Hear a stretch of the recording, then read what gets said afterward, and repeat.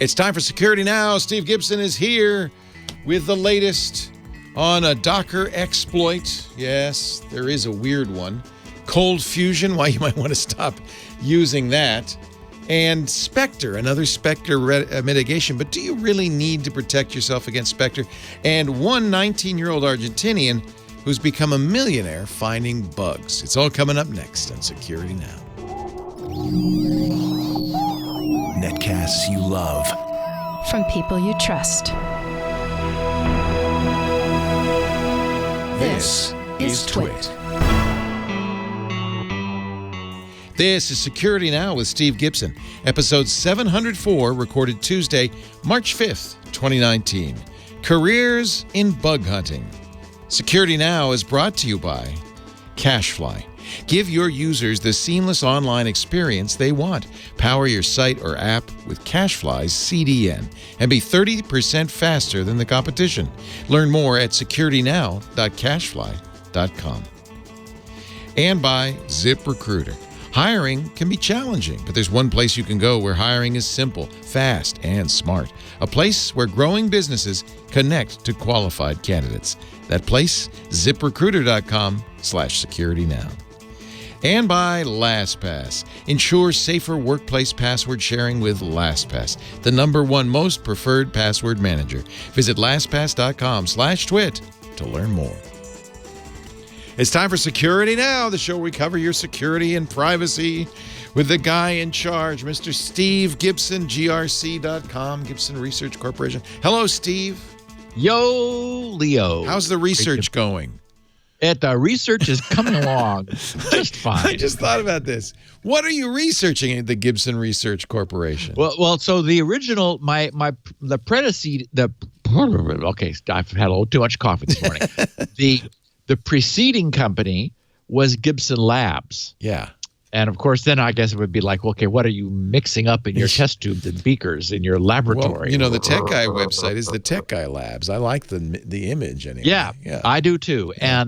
And what happened was there was some concern that the name was encumbered as a consequence of the way I wound down Gibson Labs, where Atari kind of bought it because they wanted the light pen technology that I developed for the Apple II. And then Atari was collapsing because the home computing market back then and that first attempt at video games was kind of collapsing. So they reneged on the deal, and I got it back. And then Koala, that had the Koala pad, I had become good friends with Jeff Heimbuch, who was the VP of marketing at Atari toward the end, and he'd gone over to become the president of Koala. And so I said, "Hey, Jeff, I got the light pen back. Want it?" And he said, "What do you mean you got it back?" He says, "They're never going to give that up." I said, "Oh, they did. They didn't really have a choice." So anyway, it was contractual and attorneys and contracts and everything. So when I wanted to start up again, the best advice from my attorney was, you may want to stay away from Gibson Labs because if you did something really amazing, someone might come back and say, "Hey, that's ours." And I said, "Oh, okay, I don't want that to happen." So I did. Let me think. Oh, research. Gibson Research. Like Labs. Yeah. That's kind of and I've been researching stuff. It's a good name. It's funny because I never really even thought about it. And I just said it and I thought, Yeah, and GRC, it's funny too because when we wanted to get a domain name, I remember telling the guy who was going to go do that for me, I said his name was Millard. I said, Willard or Millard? No, it was Millard. Millard Ellingsworth III. Oh, my. And I said, oh, my. That's how long ago that was. I said, Millard, go get us a domain name. And he came back after like in 2 days or something because nothing was quick back then. It was like, ponies and camels and stuff. He said, "Okay, well, we can't have Gibson." I said, "Oh." You wanted Gibson.com. No, that was gone already. Yeah. Like it was like guitars or refrigerators. Oh, yeah. Right, yeah. And he said, "But how about GRC?" And I said, "Oh, I like that." 3 letters is even better. Oh my God! Now, I mean, I get offers all the time. Sure. Not because they want me. They just want three letters. Yeah.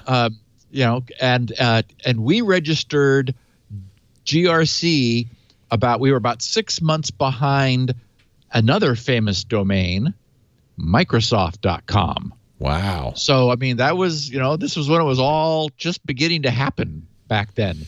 And, of course, Bill was going to do MSN to compete with CompuServe and The Source. Right. There, we're all going to get our modems, and we're going to stick the phones in there and dial into a big something. Yeah, that didn't quite happen the way he thought. Boy, don't you wish back then you'd thought to register a whole lot of domains? I mean, I wish I'd gotten Leo.com back then. It would have been nice. Actually, it was very difficult. Back then, they were all very picky about, Leo, that doesn't sound like a company name. .com is for companies. Yeah, edu is for schools.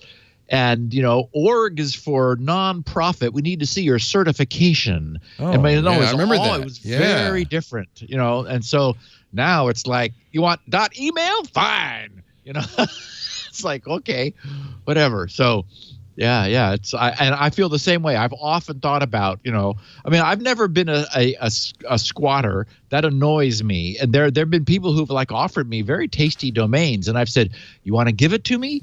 I'll take it. You want to charge me $25,000? I just won't, just because that's wrong.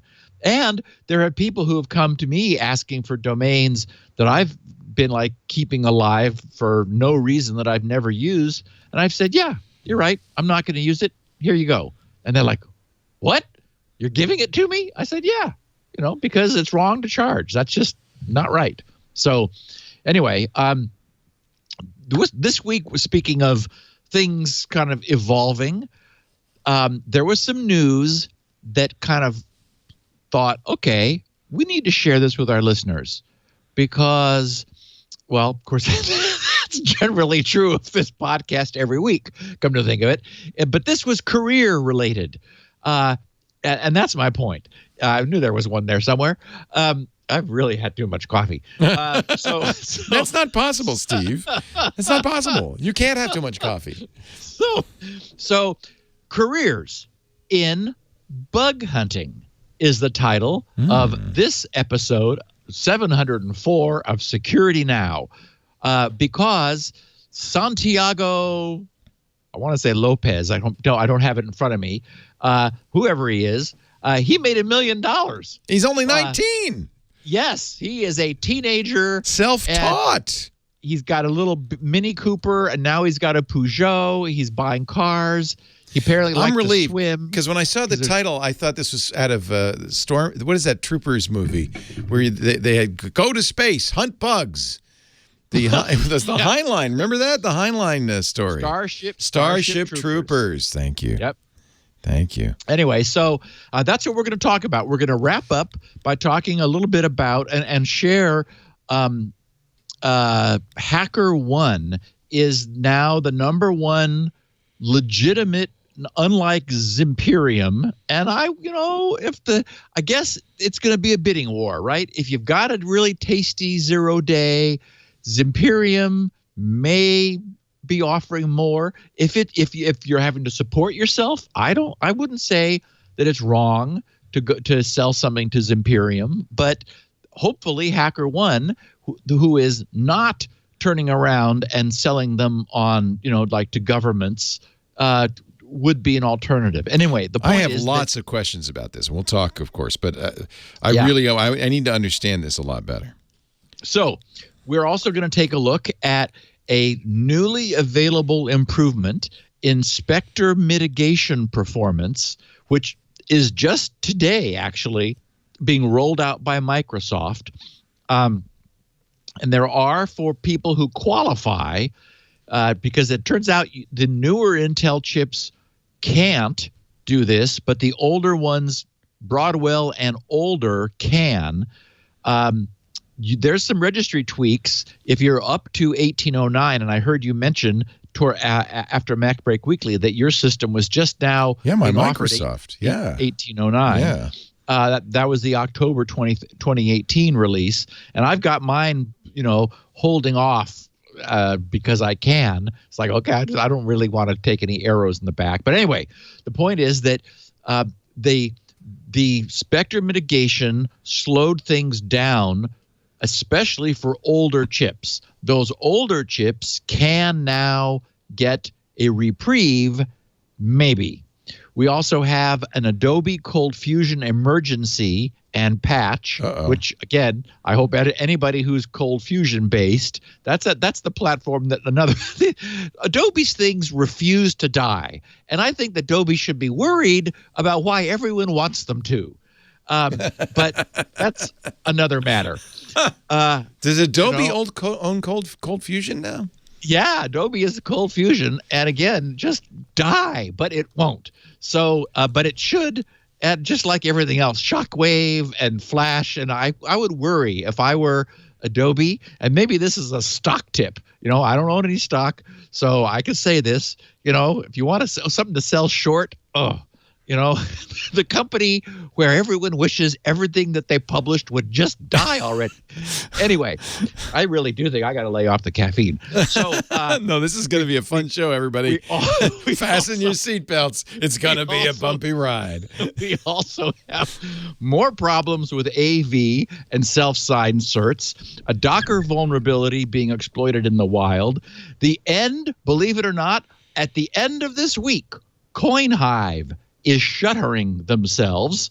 We also have a major new Wireshark release, a nifty web browser screenshot website hack, courtesy of Bleeping Computer, continuing troubles with the ever overprivileged Thunderbolt interface, bot-based credential stuffing attacks, some little updates on SQRL, some Miscellany, a bit of spinright feedback, some listener feedback, and then breathlessly we will be examining the increasing feasibility of making a sustainable and ecologically beneficial sustainable career out of hunting for software bugs.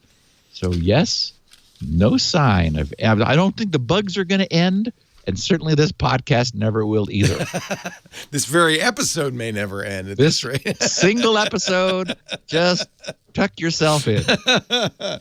Our shows, however large, however long, have been brought to you for many years by our sponsor, Cashfly. We love Cashfly. More than a decade I've been using them. And I'll tell you something. When we added video, I was a little nervous because I thought, those files are several sizes larger than the audio files. And I thought, they're going to be crazy when we see how big these files are and how much data we're going.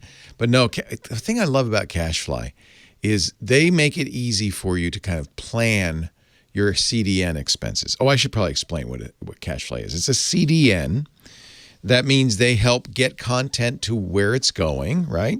Now, I have an expert on CDNs right here, and I want to ask you, Bob, because I always thought it's content delivery network. Is that accurate? Is it content, right? Okay.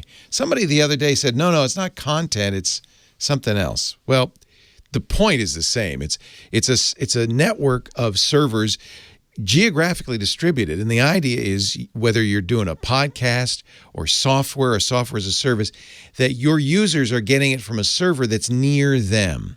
It's a really clever system, and it really keeps the speed up.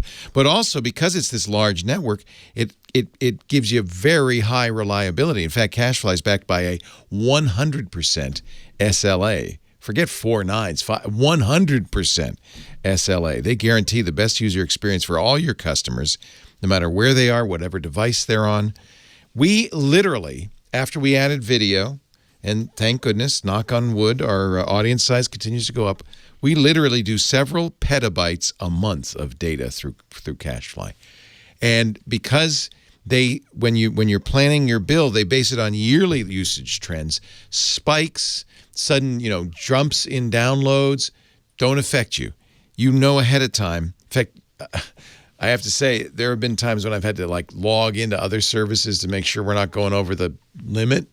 Cashfly, we never have to worry about that. On average, customers who switch to Cashfly save more than 20% And you're going to love the great people at Cashfly. The engineers there are super smart, very helpful. And yes, when you call support, you get an engineer, somebody who really knows what they're talking about. Give your users the seamless online experience they want, just as you're getting whenever you download our show, whether it's from the Twit website or from through your podcast application. You're getting it from Cashfly, up to 30% faster than the competition. I love Cashfly. You will too. Right now, if you want, you can get a free, no pitch, no hard sell, complimentary detailed analysis of your current CDN bill, your usage trends, show them what you're doing, what you're paying, and I'm almost certain they can save you a ton of money. See if you're overpaying by as much as 20% on your CDN bill with the best CDN out there, the one we use, Cashfly. Go to securitynow.cashfly.com to find out more. Security, and you'll get a great welcome, especially when you go in through that address and they know you're a listener. securitynow.cashfly.com. Back to you. So we our picture of the week, it ties into a story that we'll be getting to, but I just sort of liked it because nothing else was grabbing me for the week. And this is showing the result of a Shodan search for either of the two ports that Docker uses, which are never supposed to be publicly exposed. Docker uses, as do now many systems, an internal network-based API. Excuse me. So the idea is that the Docker daemon binds itself to the local host IP 127.0.0.1 on two particular ports which are well-known ports for it, so that processes in the system are able to open a connection within the system. So it's a nice. It turns out that this IP stack forms a very convenient inter-process communications system, IPC for one process talking to another. And so the idea is that it's just meant for processes within the system. But because it is networking, if it is misconfigured, and I have to think some misguided people are doing this on purpose. Like they think, it'd be really nice to be able to log in, to make our Docker API available to people in China. Could possibly go wrong. What could possibly go wrong with that? So this shows a map of the world on the left and shows that of the 3,951 exposures of Docker, and that number should be 0, right? It should not be 3,951. 929 are in the U.S., followed by 680 in China, 240 in Singapore, 225 in Ireland, 224 in Germany, 214 in France, 212 in Canada, and so on down the line. So for whatever reason, and we'll be covering this in a few minutes, there are lots of opportunities for people to hook on to Docker. And, I won't step on the punchline because we could probably at this point guess what has set up shop in those Docker containers. Anyway, in the meantime, Microsoft has just rolled out on March 1st, which is last Friday, an update which is available to Windows users. Now, I had intended to go see if it was going to give it to me automatically, but it's only for the October 2018 update 1809 of Windows 10. I'm still back on 1803 because I'm not in a hurry to discover if there's anything that goes wrong when I update myself. So, but Leo, you could, because your system was just updating itself an hour ago to 1809. So what would be interesting would be to see if you got KB 448287. That was just made available on Friday, March 1st. What it does is it allows, and maybe if it's smart, it probably knows you didn't qualify, because Skylake and Skylake and newer, is that earlier, sooner? I don't know. Anyway. That's both the same thing, recent, I think. Newer or later, same thing. More recent. Yeah. Okay. Oh, yeah, instead of earlier, later. Okay, more recent. Have some more coffee. I think you've entered a space-time warp. Alex Gumpel, if you're listening, check to see if we've got 448-2887 on the 1809 update. I'd be curious. Yeah. It's not a Skylake. I mean, it's later than Skylake.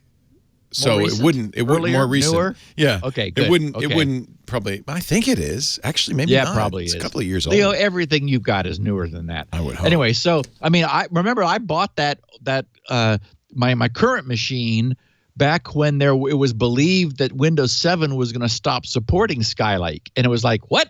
Right. What?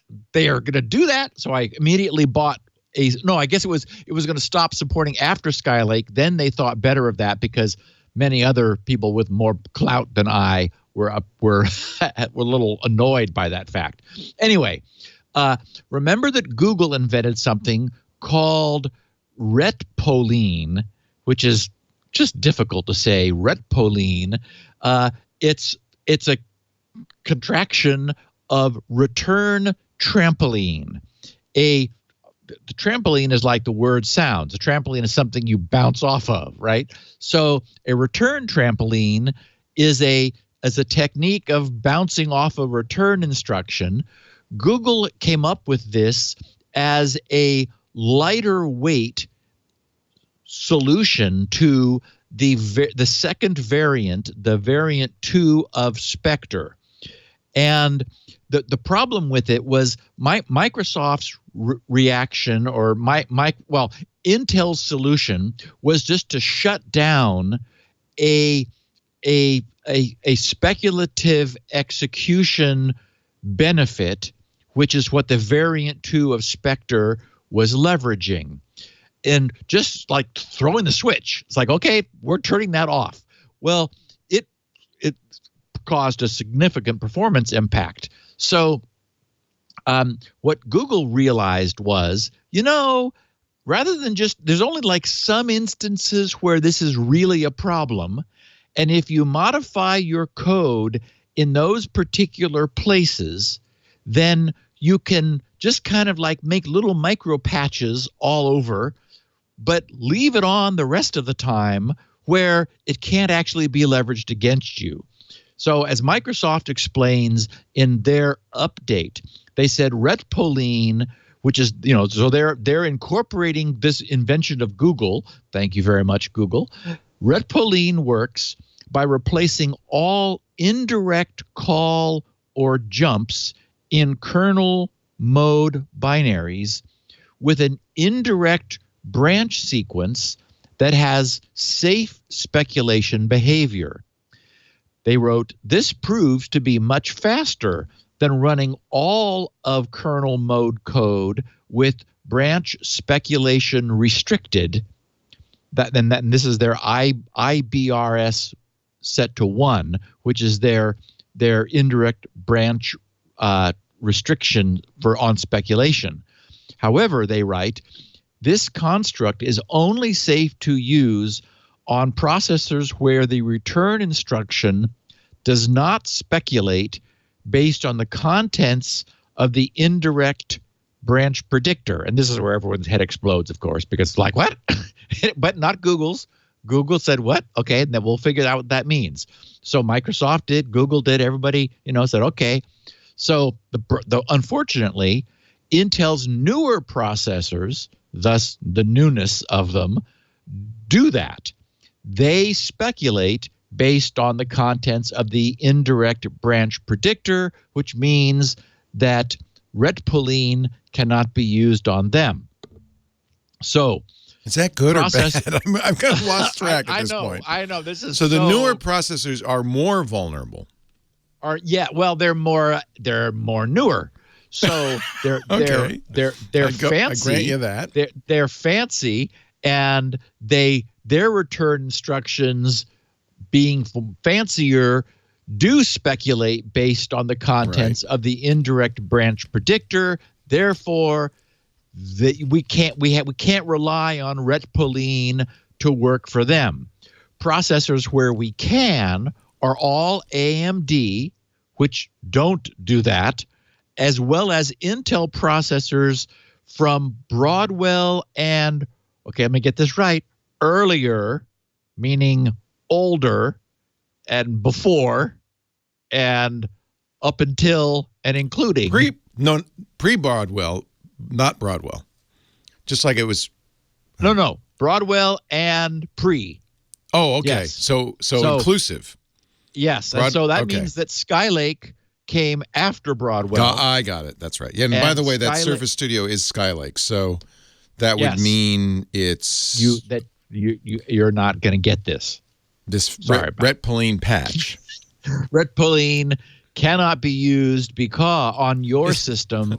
I feel like an idiot, but is Retpoline good or is Retpoline bad?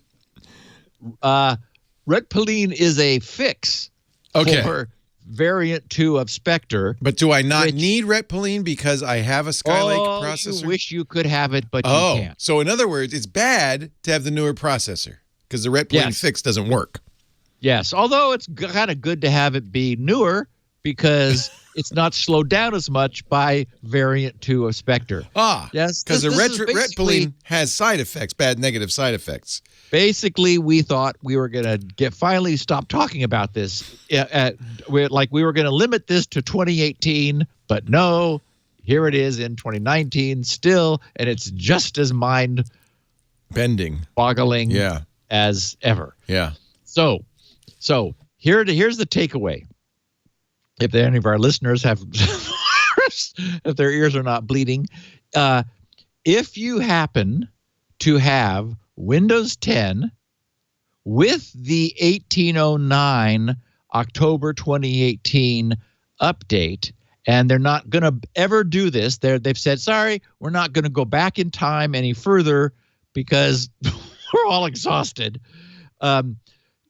If you have October 2018 update 1809 of Windows 10 and a Broadwell or older chip, which got slowed down by the 2018 panic over Spectre. And remember, we're like, no one ever actually used this to attack anybody, and in the first place, but they could.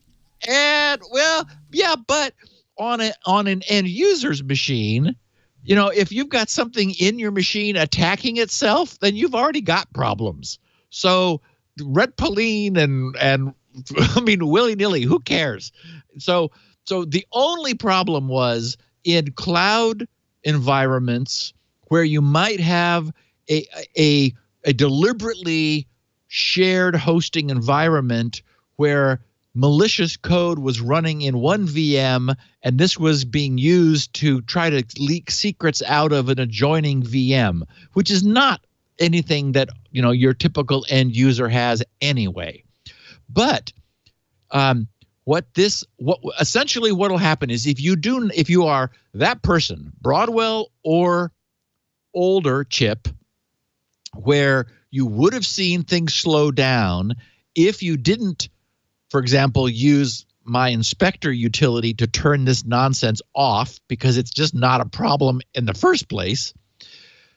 In time, Microsoft is going to roll out for those people a performance improvement, which you could apply today on March 5th if you follow some registry changes in the link to the update that I have in the show notes.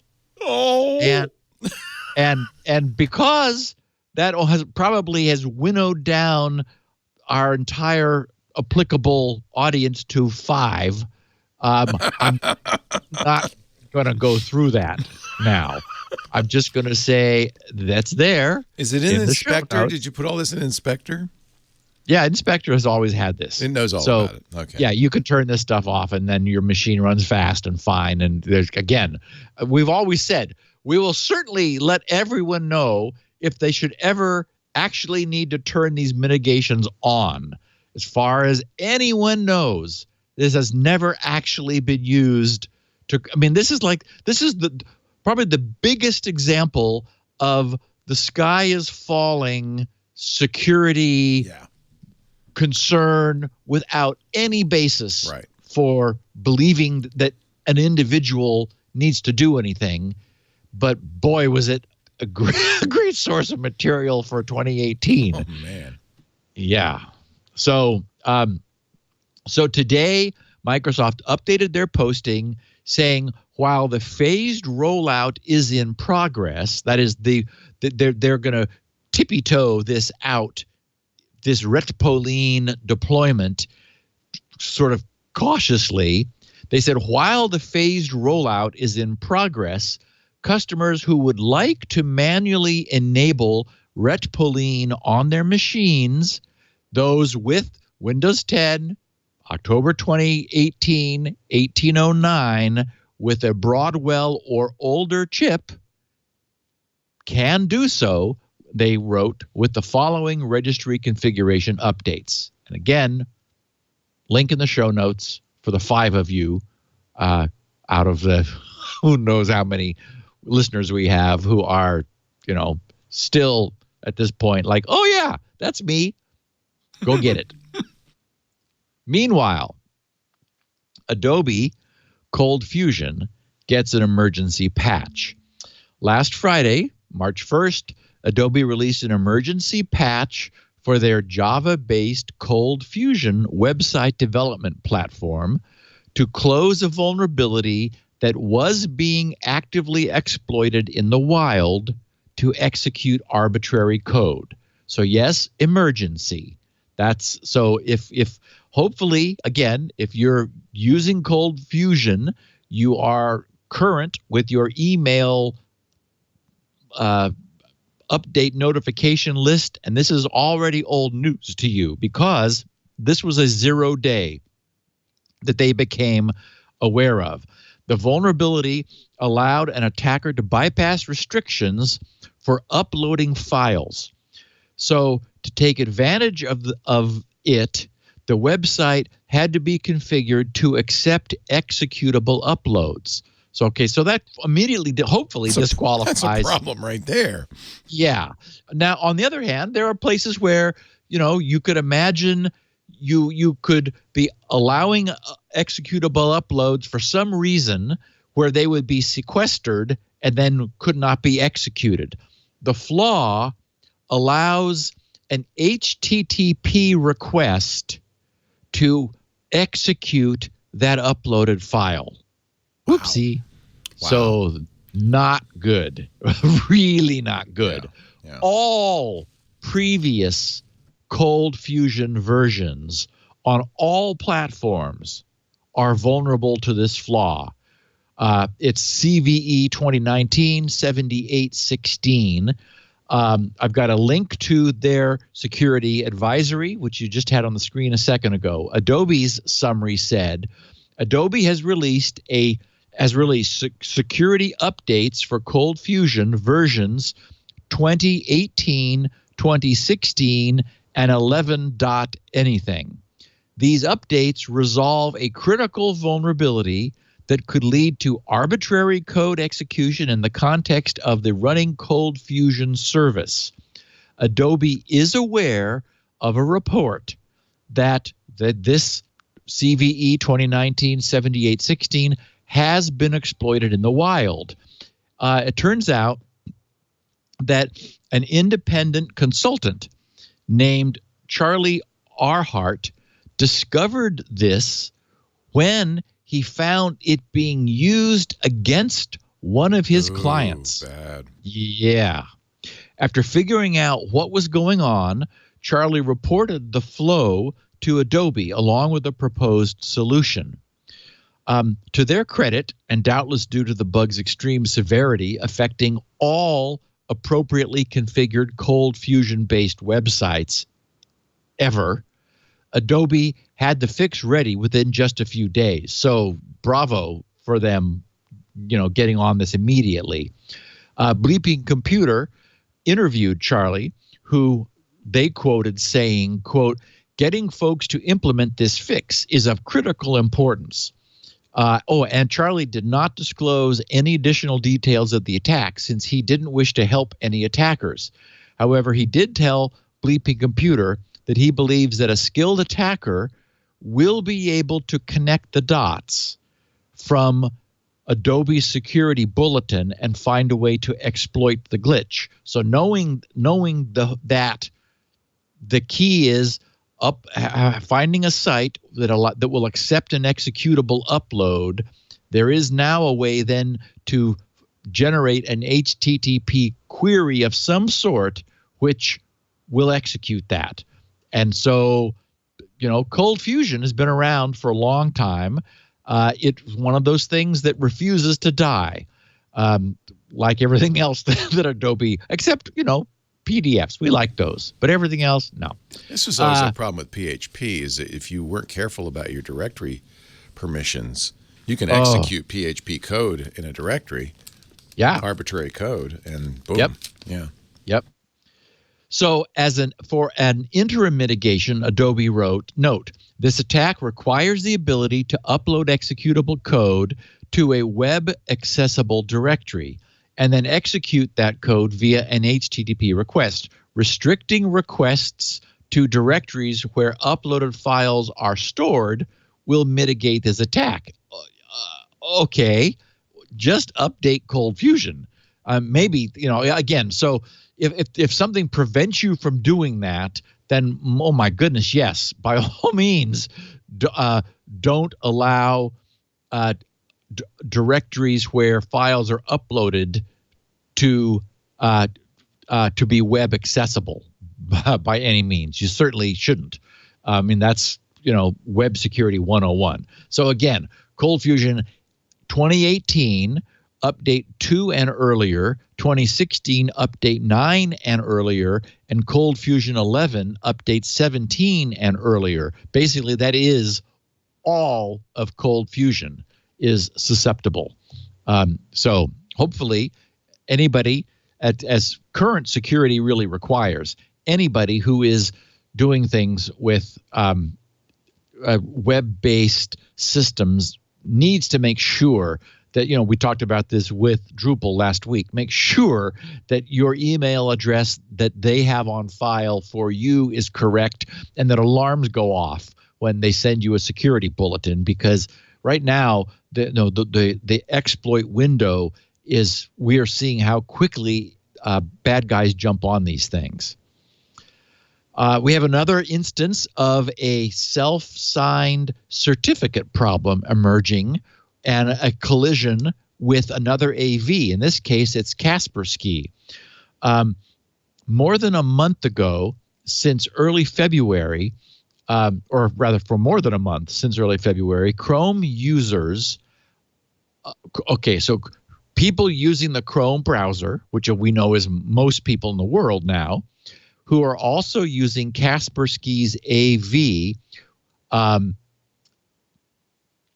in its default mode of performing secure connection filtering, which is, of course, what all of these AV systems that are offering this are doing now, because otherwise they can't see anything coming and going from your system. For more than a month, users have been getting and complaining about mysterious pop-ups from Kaspersky. I have a link to the Chromium bug report and a picture of the pop-up. It says Kaspersky, this was both the free and the paid version, says cannot guarantee authenticity of the domain to which encrypted connection is established. The application shown is Google Chrome. And a URL is bizarre looking. It's a GUID, one of these, hyphenated hex things, which is long. The reason is given is a self-signed certificate. So any version of Chrome, in this case it was Windows, And the third-party software involved is Kaspersky. So says the Chromium bug report. The bug report reads, there's been a sudden increase in device discovery reports. Reviewing the reports indicated that it's common on all Windows platforms. And reviewing the logs show a commonality of cast channel, meaning Chromecast channel authentication errors, which can often be attributed to antivirus or security software. Then they said in a similar time frame, some discussions appeared on Kaspersky's online forums. And there's 2 links that are given in the Chromium report. Chrome self-signed certificate cannot guarantee, and then also self-signed certificate issue on Google Docs. The person producing this bug report says, I was able to reproduce the issue with Kaspersky free and confirmed with some external users using Kaspersky Total Security, which is the subscription-based system. To reproduce it, have Kaspersky software, either free or total, installed and running on a Windows machine. Now, here is what's interesting. Have a Chromecast device connected anywhere to the same network as the computer. Then open Chrome.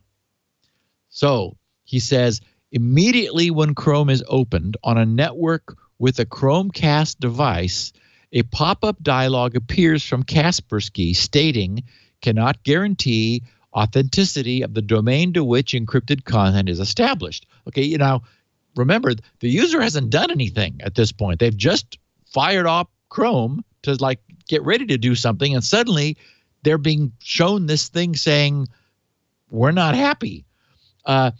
Even after clicking the continue on the dialog, the Chromecast devices do not appear in the cast dialog. So Kaspersky is apparently not allowing this to happen or has already dismissed these devices.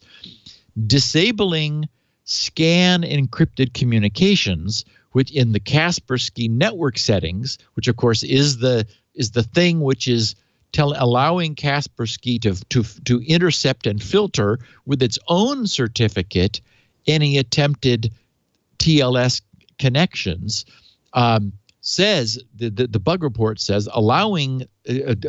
disabling the scan encrypted connections then allows device discovery to work, and the Kaspersky error dialog does not appear. So what has been figured out looking at this is that when the Chrome browser is launched, it sends out a broadcast to the Ethernet broadcast on the local network, querying for any available and listening Chromecast devices. And it turns out that Chromecast devices may be present even when they are unknown to the network's user. For example, many recent smart TVs now include Chromecast built in so that they're able to receive casts just as part of the service that the smart TV offers.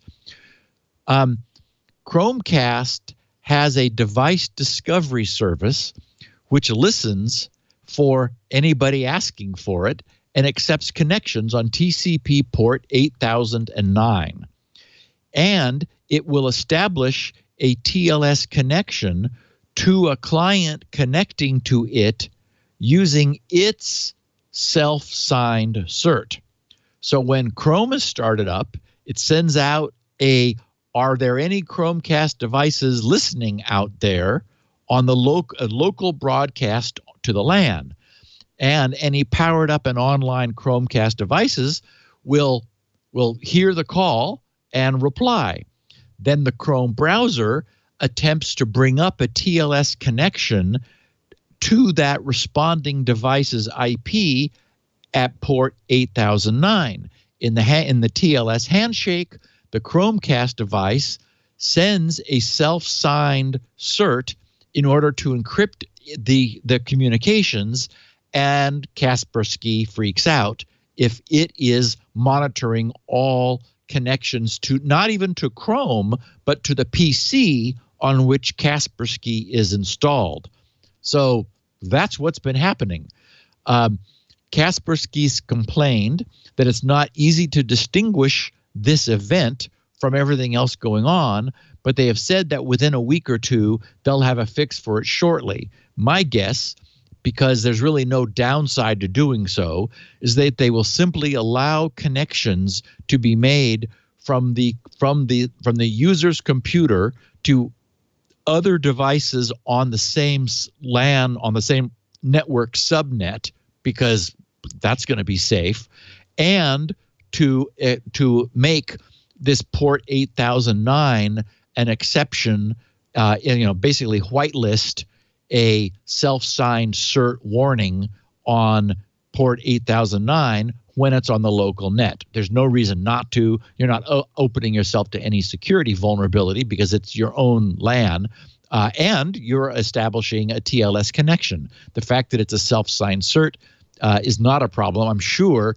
that Chromecast is doing the responsible thing, which many vendors unfortunately have not. We've talked about this.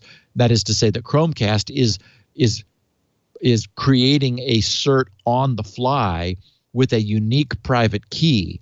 That way, there is no globally known private key that can be leveraged against people who have decided that they want to trust this self-signed cert.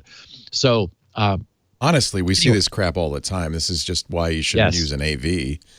It's dumb, overprotective security. I completely agree. If you're going to use an AV, I think we all agree you shouldn't be using Kaspersky. Yeah, that's a little bit of a stretch. In Leo, Soviet Union, antivirus infects you. None of our listeners at this point would think that I actually need any additional caffeine. But would you like some anyway? But my Steve. Vocal cords have dried out. All right, time to hydrate with the beverage of your choice. Our show today brought to you by Ziprecruiter.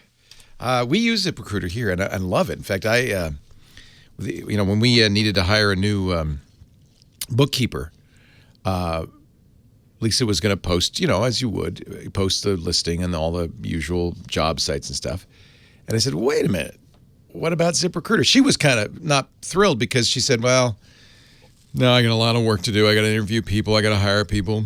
I got to train. It's just a pain. That means I got to do the bookkeeping until we find somebody. I said, Lisa, haven't you been listening to my Ziprecruiter ads? Try Ziprecruiter. She said, oh, yeah. We'd used it before. This was breakfast. Before lunch. It was so funny. Like within an hour, I'm sitting there. She said, that's a good candidate. Oh, I just got another. Before lunch, she had 3, not only fully qualified, but very attractive candidates. That's Ziprecruiter. How does Ziprecruiter work so well? I'll tell you. There's a couple of things. First of all, as soon as you post to Ziprecruiter, your post has gone to now more than 100 of the world's best job boards. So it casts a wide net, including, by the way, Facebook, Twitter, and all of that. But it doesn't stop there. So you're getting that word out. The chance of you finding that perfect employee much heightened because no matter where that person is looking for work, they're going to see your posting. But then this is really cool, and this is how we got these responses so quickly. Ziprecruiter scans all the resumes in their database, and they have millions because Ziprecruiter is also a job board, so they have a lot of applicants, to find people with the experience for your job. And then they say to those people, hey, a job just opened up that you're right for. Why don't you apply? And as the applications come in, that's not the end of it. ZipRecruiter analyzes them, spotlights the top candidates, so you never miss a great match. It's all in the ZipRecruiter interface. You can have screening questions with multiple choice or essay. You can have all sorts of ways of narrowing it down. They pre-format all the resumes so they're easy to scan because they all look the same. Honestly, ZipRecruiter is so effective that 80% of the employers who post on ZipRecruiter have the same experience we did. They get a quality candidate through ZipRecruiter within the first day. Until you've done it, it's mind-boggling. I know if you do the hiring in your company, the worst thing in the world is, I gotta fill this position. But it's also, I want to tell you the most important thing you do, because your company's made of the people you hire. It's so important you hire the right people, and Ziprecruiter makes it happen. It's just smart that way. Security Now listeners can try Ziprecruiter free at our exclusive web address, ziprecruiter.com/securitynow. It's a great way to show your support for Steve and the work he does by going to ziprecruiter.com/securitynow. And by the way, you win too. It's a win-win. ziprecruiter.com/securitynow. Ziprecruiter is the smartest way to hire. We don't just run the ads to give Steve a chance to hydrate. There's other reasons too.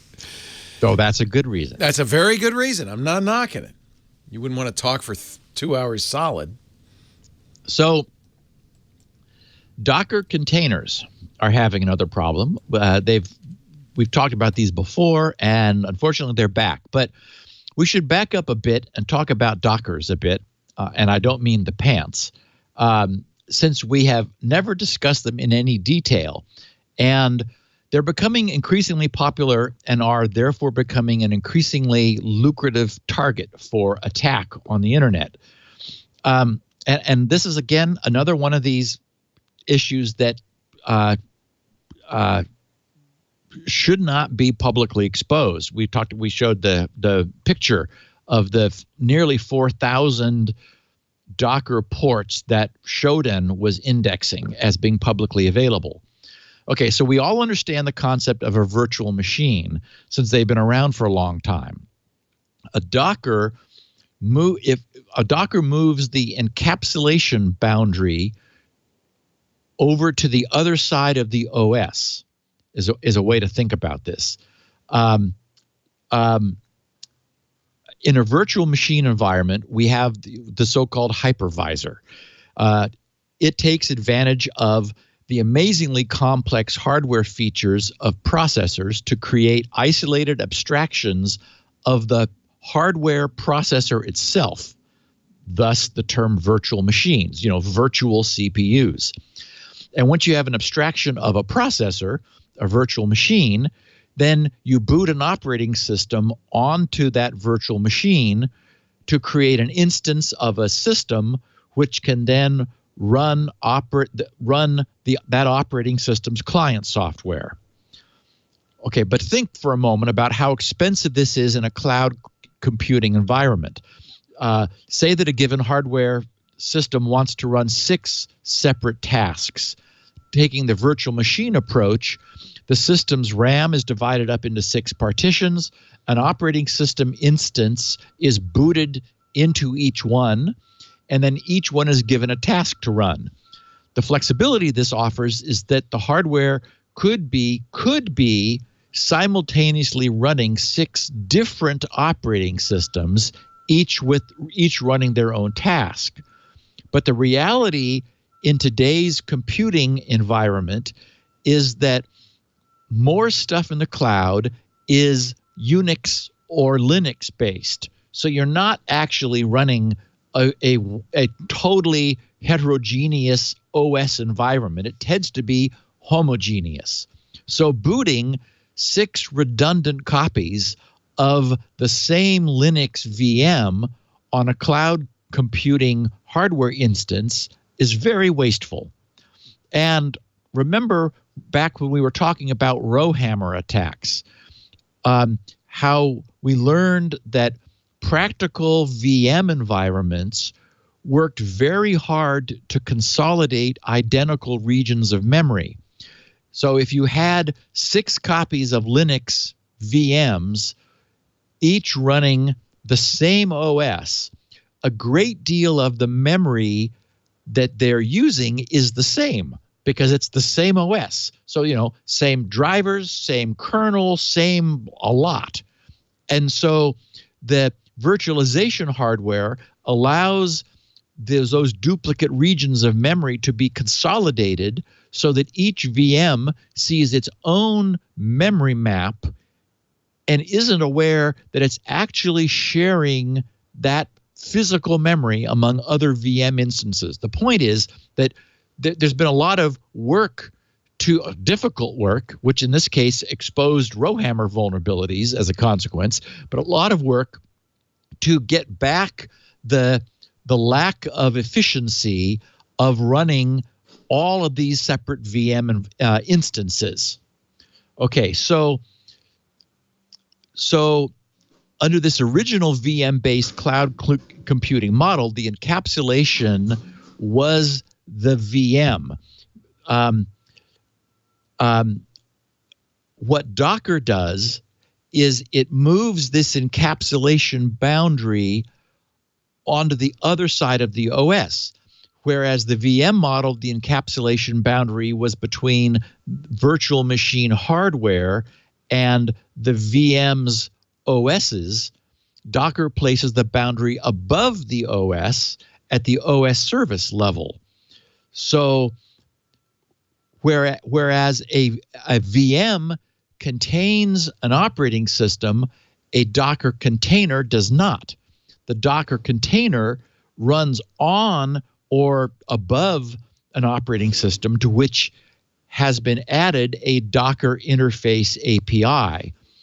So the Docker container it doesn't have the OS in it. It encapsulates all of the various library and service dependencies and requirements of the whatever the task or process is that the Docker is intended to perform. So this is like way more efficient in a cloud computing environment. The use of Dockers are becoming increasingly popular since they offer a much more efficient sharing of a hardware instance's resources. And the cloud computer has a single highly tuned instance now of an OS running with which is exposing a Docker API that allows it to host and run many independent instances of the so-called containers. A container is sort of the equivalent of a VM in Docker land, a Docker container. So the Docker container resident runtime module, that is this thing which is running on typically a Unix or a Linux, is known as runC, short for run container. runC is an open source command line utility designed to spawn and run containers, and at the moment is used as the default runtime for containers with Docker. There's one called Containerd, as in daemon, Podman, Kubernetes that we've talked about in the past, and LXC, which is the Linux sort of the Linux execution or execution container offering. Okay, so we have a new CVE 2019-5736. It reads runC through 1.0 release candidate 6 is used in Docker, all Docker before 18.09.2 and other products. Allows that, so runC is the problem, allows attackers to overwrite the host runC binary, and consequently obtain host root access by leveraging the ability to execute a command as root within one of the Docker containers if a new container with an attacker-controlled image is mounted, or an existing container to which the attacker previously had write access that can be attached with Docker exec. And they write that this occurs because of file descriptor mishandling relating to /proc/self/exe. So what this creates is a Docker breakout security flaw, which has been discovered in that runC container runtime, which allows malicious containers with minimal user interaction to overwrite the host C runtime binary to gain root level code execution on the host machine. So the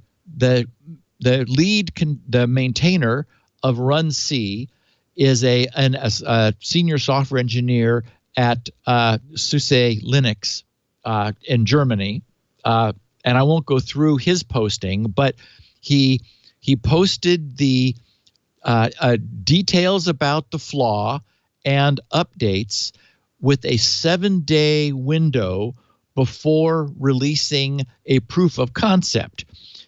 They were under pressure to produce a proof of concept because many people who were applying the update felt very strongly about the need to verify that the patch had done what was expected. So a proof of update was produced a week later, creating a relatively small window before the bad guys would have a running proof of concept that they could use against other Docker instances which were exposed. Which brings us to what the guys at Imperva found, which was taking a look at Docker's public exposures on the internet. All the big vendors responded immediately. Amazon runs Dockers, Google does, Docker themselves do. But of course, it is something that Unix and Linux instances are able to run. So of course, there are a gazillion of those out on the internet. And as we started off saying at the top of the podcast, nearly 4,000, or actually in some cases a little more than 4,000, were reachable and were believed to represent exposed Docker instances. As I also mentioned earlier, it is supposed to only be bound to the localhost interface.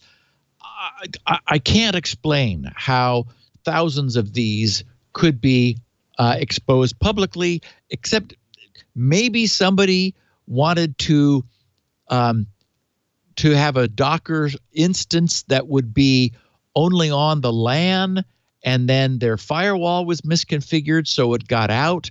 But you could also bind the server only to the local network rather than just the local host. But apparently that wasn't done. I guess the problem is it's just a numbers game. If you have enough instances of anything globally, you're going to find some which are misconfigured. So the guys at Imperva they first did a Shodan search to see what was available. Then they dug deeper and connected to the IPs that appeared to be advertising Docker to see what version of Docker was running. And they did find thousands of them still vulnerable.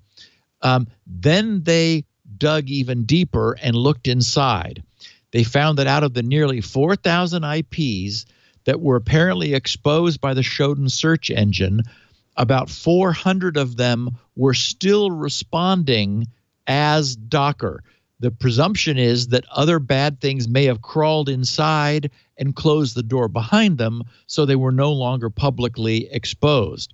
But 10% of them were still exposed, and they said that on these unpatched Docker servers that had remained accessible, they found, not surprisingly, Docker images of crypto miners as well as legitimate services and production environments. So where possible, bad guys, given 4 weeks I think it was like February 11th, this was first made publicly exposed, publicly disclosed.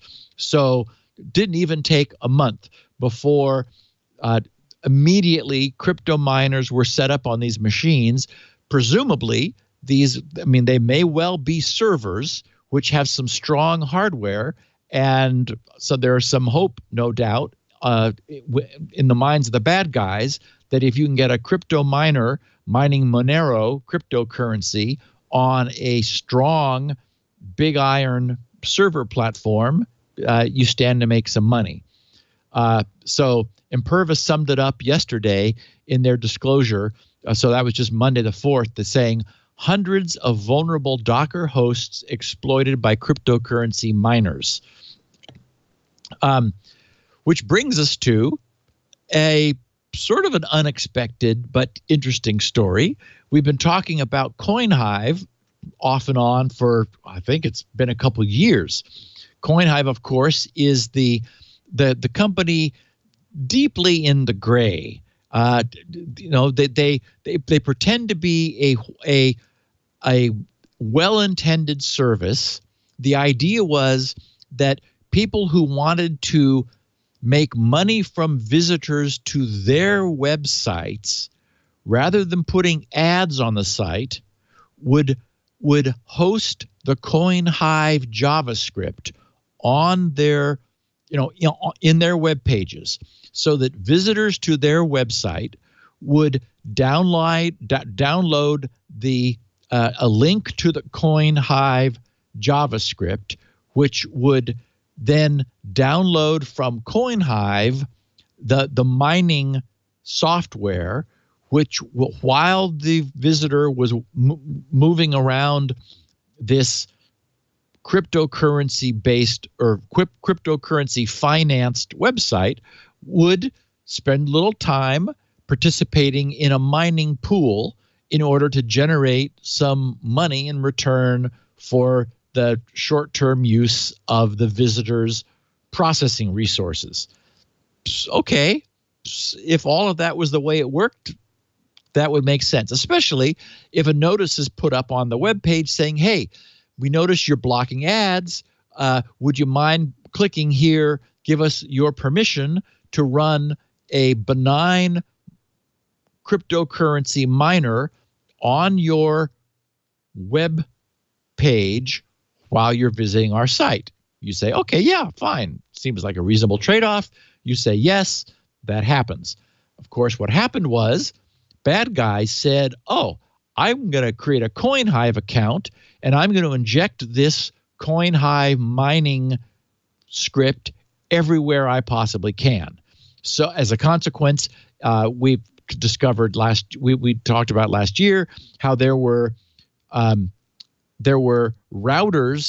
MikroTik routers were injecting Coinhive script into unsecured pages of the browsers behind the router every chance they could get, and all kinds of similar things. There were ads that were carrying Coinhive, so the ad was pinning someone's CPU while they were visiting a page, and that was causing a problem. Then, of course, there was pushback from the browsers, who then started, then trying to detect whether cryptocurrency mining was occurring on the browser, and on and on and on. Okay. Yesterday's blog post titled Discontinuation of Coinhive. Some of you might have anticipated this, reads the blog. Some of you will be surprised. The decision has been made. We will discontinue our service on March 8th, 2019. That's in 3 days. Today's the 5th. It has been a blast working on this project over the past 18 months. But to be completely honest, it isn't economically viable anymore. The drop in hash rate, over 50%, after the last Monero hard fork hit us hard. Oh, and also it's worth noting there's another fork slated for the 11th, next Monday, which will further drop the rate. So that no doubt factored into their thinking. They also said, so did the crash, in quotes, of the cryptocurrency market, with the value of the XMR, that's the Monero currency, depreciating over 85% within a year. This and the announced hard fork and algorithm update of the Monero network, oh yeah, they do mention it, on March 9th. Oh, it'll be on Saturday, March 9th, has led us to the conclusion that we need to discontinue Coinhive. Thus, mining will not be operable anymore after March 8th, 2019. Your dashboards will still be accessible until April 30th, so the rest of March and all of April. So you will be able to initiate your payouts if your balance is above the minimum payout threshold. Thank you all for the great time we had together. So, out with Coinhive, and in, I imagine, with whatever takes its place. This will certainly put a kink in the crypto jacking enterprise, but I doubt this will be the end of it altogether. Recall that Coinhive had monthly revenue themselves back in the heyday of approximately $250,000 a month at one point. And in terms of, I guess, what you would call market reach, they enjoyed a 62% share of all websites using a JavaScript cryptocurrency miner, which suggests there are other cryptocurrency miners. And if they can't use Coinhive, the bad guys will just switch to whatever they can use. So, maybe this is a sign of the fact that the cryptocurrency mining phenomenon was supported by that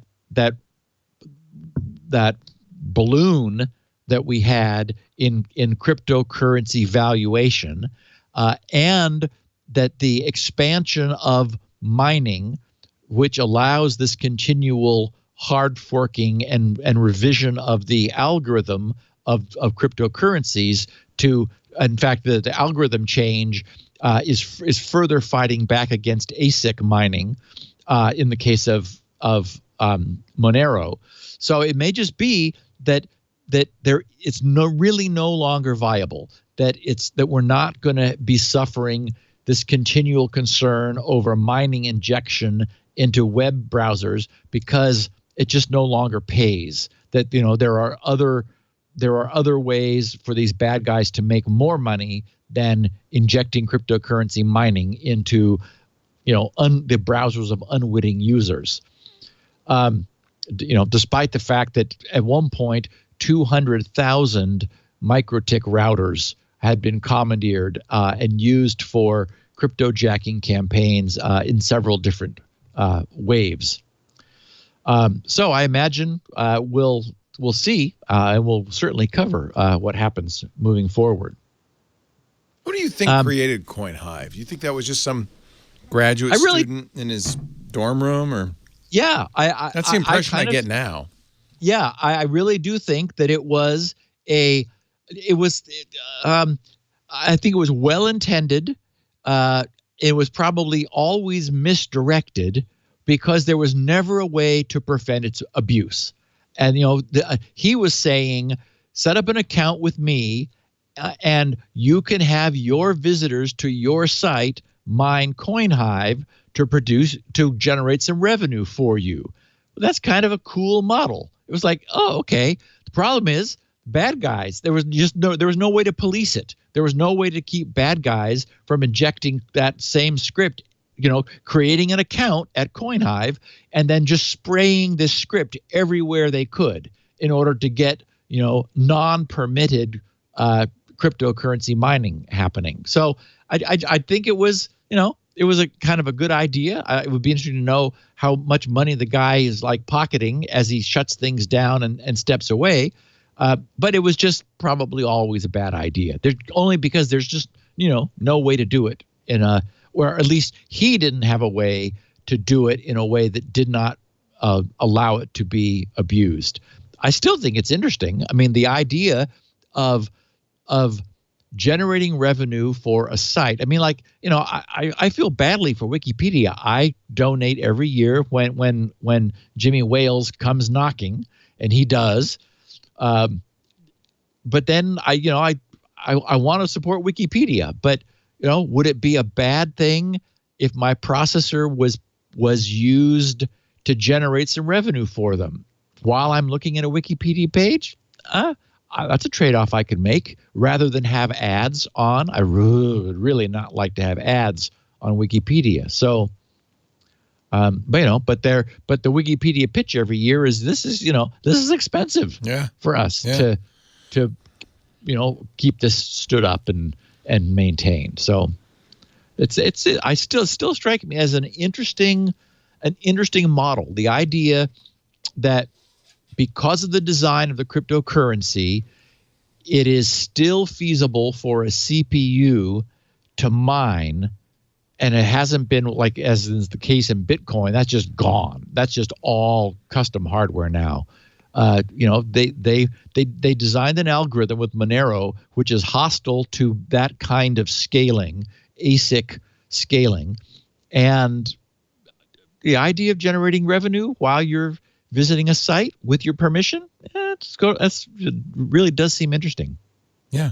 I think the way to do it maybe would be to install something on your computer so that you can mine efficiently, and then have a web standard where the browser is able to get your permission and then engage the miner while you are there, and basically the CPU work that you're doing goes to benefit the mining pool that has been assigned to the website that you're visiting, that sort of thing. So anyway, I can imagine some ways of it being done in a user supported way that makes sense. This really was kind of a hack, and unfortunately it didn't really pay off in the long term, and boy was it abused. Yeah, that's the real tragedy. Yeah. So we have a new version. I wanted to notify our listeners of Wireshark. Wireshark has been around since the late 1990s. Back then it was named Ethereal. And boy, have I gotten my mileage out of this thing. It is, for those who don't know, Wireshark is the go-to utility for capturing and analyzing packetized network traffic. I've been using it, as I mentioned, for years, and things like Shields Up and, boy, especially the very complex DNS spoofability test service would have been far more difficult for me to get built were it not for Wireshark. I absolutely used it to look at the way things were happening on the wire, as they say. It was originally named Ethereal, and then it got renamed in 2006 to sidestep some trademark issues because Ethereal was not available. It always relied upon an old-timer, a venerable packet capture driver known as WinPCAP, which has also been around forever. And Shields Up, GRC's service that we were talking about before, originally used the same driver. I used WinPCAP in the beginning until I later wrote my own kernel driver so that I could do more custom work down in Ring 0 back when I really needed per packet efficiency. So the big change, which was announced last Thursday with the release of Wireshark version 3.0.0, is that the WinPCAP driver has finally been abandoned in favor of a new driver called NPCAP. NPCAP is an NDIS, an NDIS version 6 filter shim driver, meaning that it inserts itself neatly into the network stack in such a way that it's able to watch and inject network traffic without needing to worry about any adapter-specific details, since those are handled down in the lower layers of the stack. This NPCAP driver is EV signed so that the latest Win 10 systems will allow it to slip in between their network layers. Version 3 also, for the first time, can capture local host loopback traffic. As I was talking about, anything that binds to 127.0.0.1, normally Wireshark has bound to network interfaces, and so you could only see traffic coming and going in and out of your machine. For me, that's been an inconvenience. So it's very cool that the new Wireshark will allow you to monitor the things going on that I was talking about before. In the case of Docker, internal communications using the network protocol, but which never leave your machine. Wireshark 3 can now do that. So that's going to be very handy. And if you, because we have a lot of communications which is now encrypted, one of the other cool features of Wireshark, it's had this for a while, is if you give it the server's private key, it can decrypt TLS communications from its packet capture passively.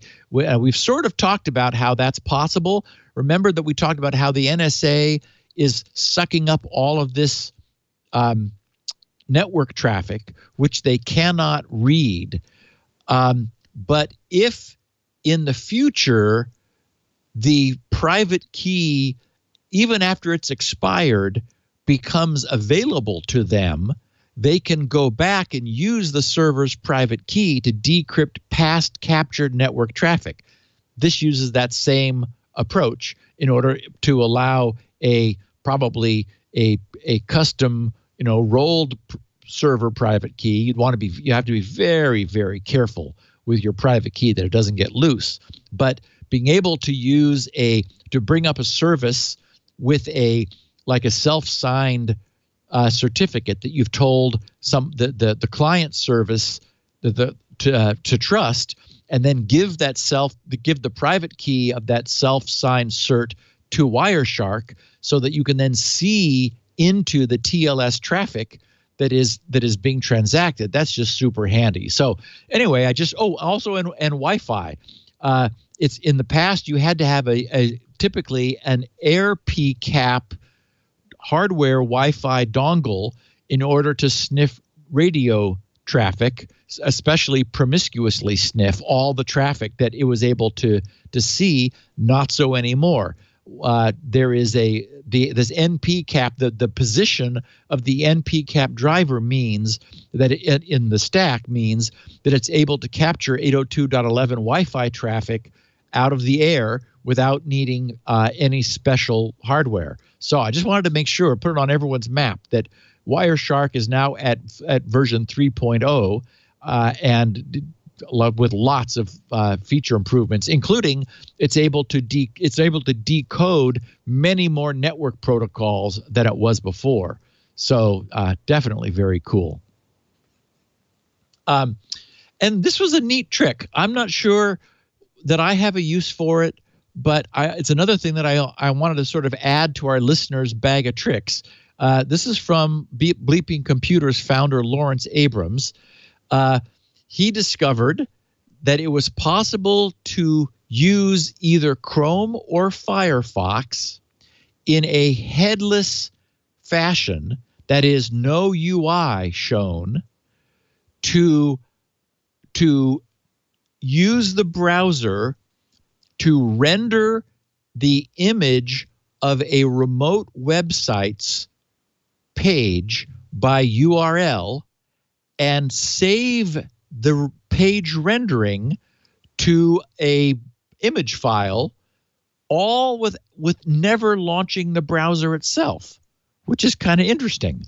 In the show notes, I've got a link to Bleeping Computers post about this, or you could just go to bleepingcomputer.com and read down through the chronologically posted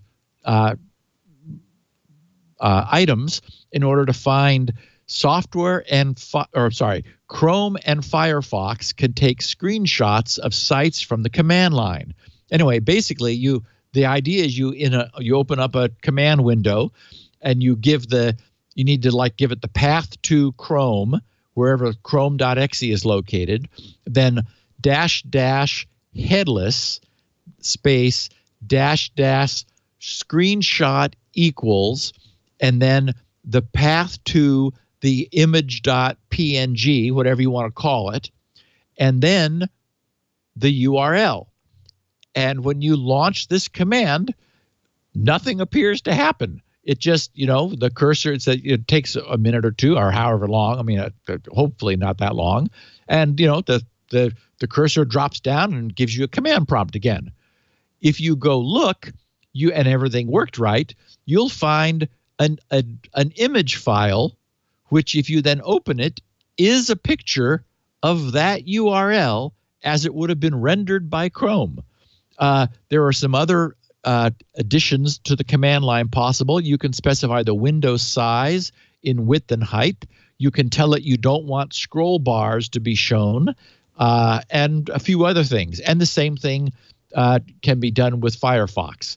So anyway, I don't know specifically how this might be useful, but I just thought it was a real cool hack. Larry reported that it was quicker and easier to do this with Firefox than with Chrome, but both could do it. And it does provide you with a means. You can imagine maybe a periodic script to take a picture of a web page and then check it for changes or who knows what. So anyway, just a very cool little hack that I thought was worth sharing. Oh boy. We've talked about the danger of DMA, direct memory access enabled interfaces. The first one we encountered was the venerable FireWire, and it was with some surprise. And it was like we learned that FireWire, cute and small as the form factor was, it's a nice little plug. It's a high-speed serial interface, and there is a sort of a meta command language that runs over that serial interface that allowed FireWire to directly transfer blocks of memory into and out of the machine. The idea was, whoever designed this was like, oh, wouldn't this be nifty if the FireWire peripheral, whatever it was that we plugged in, typically, a streaming video device, a camera, who knows what it was back in the day, probably an optical disc writer or something. If it could autonomously suck data out of the OS and or send data back in, how fun. Well, yes, except that we have talked about for years on this podcast that if not protected, it opens up a system to not a remote, but a very potent local attack. So it turns out that that FireWire is known to have this problem. We have talked about how a very powerful successor to that, known as Thunderbolt, has the same capabilities. And it turns out that even though there has been work done on mitigating these problems, somehow no one ever got around to actually turning them on, believe it or not, with the single exception of Mac OS. So bravo for Mac OS. I have a link to a PDF in the show notes, and I will just share briefly the abstract of the research. I won't go into it any more deep than that, but they wrote, direct memory access attacks have been known for many years, and indeed they have been, which makes it kind of a quandary how we're still so vulnerable to them. They wrote, DMA-enabled I/O peripherals have complete access to the state of a computer and can fully compromise it, including reading and writing all of system memory. With the popularity of Thunderbolt 3 over USB Type-C and smart internal devices, opportunities for these attacks to be performed casually with only seconds of physical access to a computer have greatly broadened. In response, commodity hardware and operating system OS vendors have incorporated support for input-output memory management units, so-called IOMMUs, which impose memory protection on DMA and are widely believed to protect against DMA attacks. In this research, they say, we investigate the state-of-the-art in IOMMU protection across OSs using a novel IO security research platform and find that current protections fall far short when placed within a functional network peripheral that uses its complex interactions with the OS for ill intent. We describe vulnerabilities in Mac OS, FreeBSD, and Linux, which notionally utilize IOMMUs to protect against DMA attacks. Windows uses the IOMMU only in limited cases, and it remains vulnerable. Using Thunderclap, which is what they called their research and their device, an open source FPGA research platform we built, we explore new classes of OS vulnerability arising from inadequate use of the IOMMU. In other words, all of our platforms now have it, and it is disabled, believe it or not, almost all the time. They said the complex vulnerability space for IOMMU exposed shared memory available to DMA-enabled peripherals allows attackers to extract private data, sniffing clear text VPN traffic, and hijacked kernel control flow, launching a root shell in seconds, using devices such as USB-C projectors and power adapters. In other words, the mythical evil power adapter, 100% feasible. We have now worked closely with OS vendors to remedy these vulnerability classes, and they have now shipped substantial feature improvements and mitigations as a result of our work. And I have in the show notes a table from their research showing Windows 7, 8.1, Windows 10 Home and Pro, 10 Enterprise, 2 versions of Enterprise, Mac OS 10.10 and so forth, Linux, Ubuntu, Fedora, Red Hat, Linux, FreeBSD, PCBSD. The sobering thing is there is a can use IOMMU. It is not available for Windows 7, not available for Windows 8, not available for Windows 10 Home Pro, only available for the others. So Windows 10 Enterprise has it, Mac OS, the Linuxes, Ubuntu, Fedora, Red Hat, FreeBSD, PCBSD. But it is only enabled by default on one OS, and that's Mac. In other words, even where it is available for use, it is not enabled. And then the table goes into the details of their research further.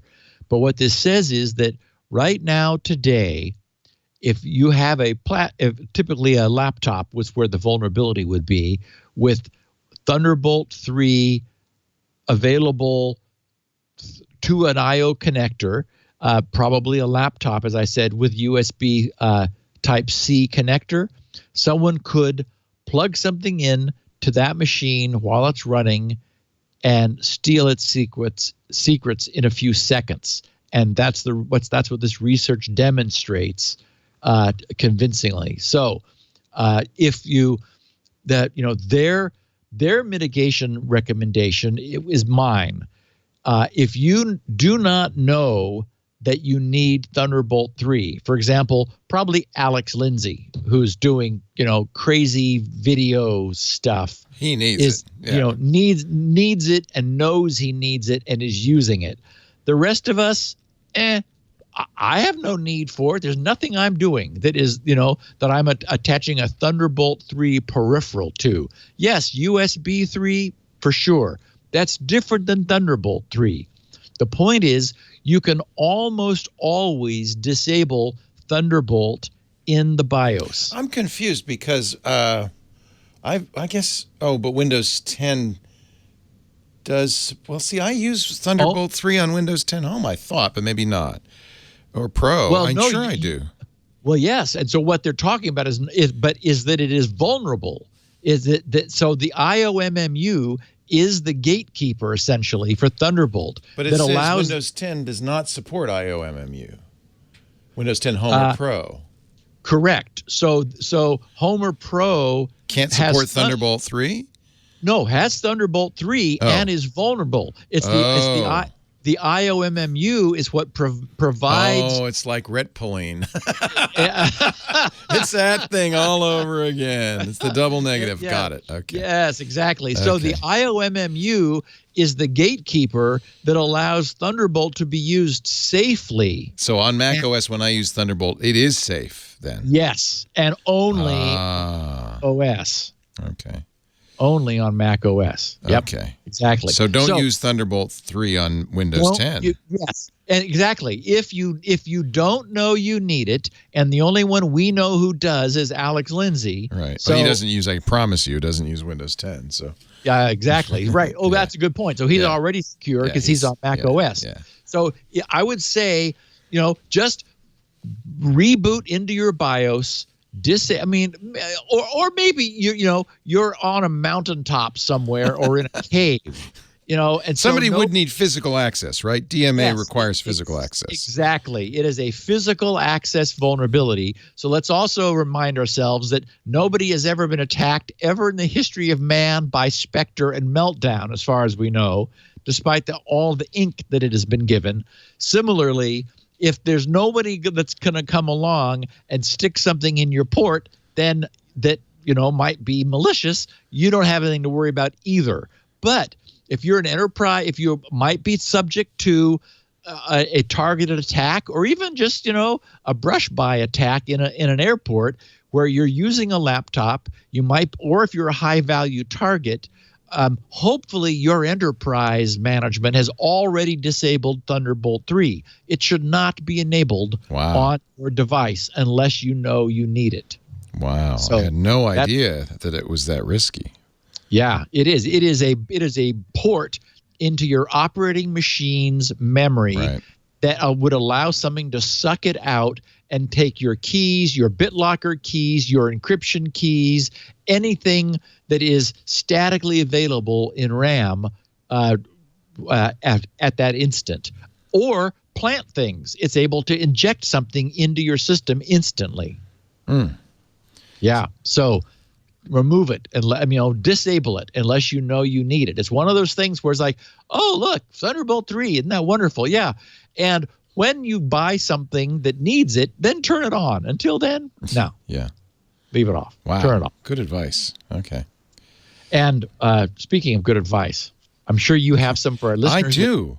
Because it's time for me to caffeinate. Funny you should say that, because this portion of Security Now is brought to you by LastPass. Tomorrow we're going to be at the NSA conference. LastPass is having its annual cocktail party at Bourbon and Branch. If you're at RSA, did I say the NSA conference? That would be funny. If you're at RSA, go to the LastPass booth tomorrow and say, what's the password? They'll tell you the password, then you can come to the party. I'll be there with Jason and Megan. We're going to have a lot of fun. It's always great conversation, great food, and get a chance to meet the LastPass team. They are really awesome. I know you know Joe Segrist, of course, the creator of LastPass. But really, everybody who works there is committed to one thing, to keeping you safe by making sure you use good, safe passwords and that they're stored securely in the LastPass vault. And the vault is done Right. For instance, it's only decrypted on device level. The folks at LastPass do not have access to your keys or to your vault. That's important. No bad guy does either, for that matter. But it does solve this big problem. Until Squirrel is everywhere, we're going to have to remember passwords, not just for websites, but for apps. There's always important stuff to remember. I keep my social security numbers for my whole family in LastPass. My driver's license is in LastPass. My passports, in fact, all of our passports are in LastPass. It's great to travel with an image of your passport that's secure, that only I can get access to.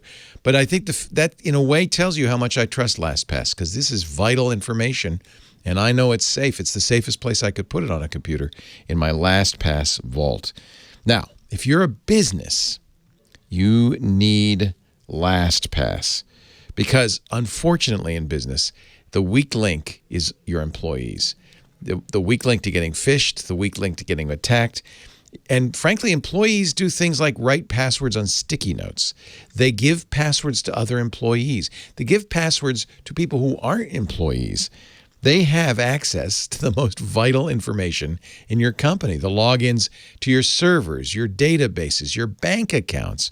You need to be using LastPass. Is what we use here at Twit, and we have for years.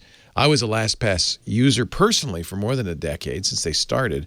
But at one point we realized we better start using it at work too, because, well, we had a problem with an engineer who put all his passwords in a website so he could, remember them. But unfortunately, it was a publicly accessible website, which was not a good thing. When we discovered that, we said, time for LastPass. Yeah, but it says easy. Employees will love it.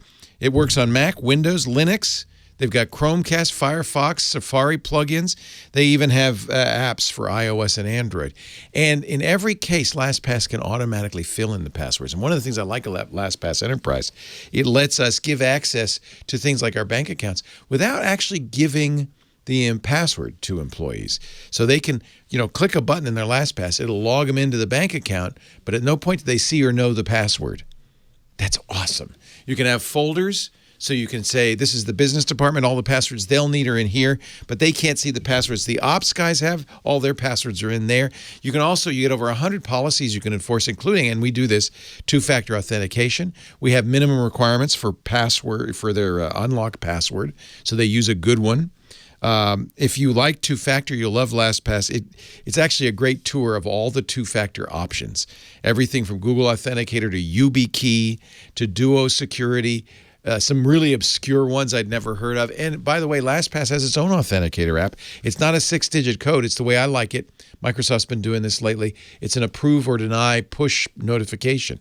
So when the employee clicks the link, logs into the bank, then she looks at her phone and it says, did you just try to log into the bank? Approve or deny. And you press approve and you're in. That is fantastic security. And I like it that it's easy, because I know they're going to, always take the path of least resistance. And usually we talk about security, we say there's a trade-off between convenience and security, and there is, but LastPass makes it as convenient as possible to be totally secure. It's SSH keys, database, software licenses, everything in our business is stored in our LastPass. It creates great, long, strong, completely unmemorable passwords for you. It warns you if you reuse a password. That's a new feature of LastPass. It'll say, you just used this password, or you're using this on 14 other sites. Maybe you shouldn't use it again.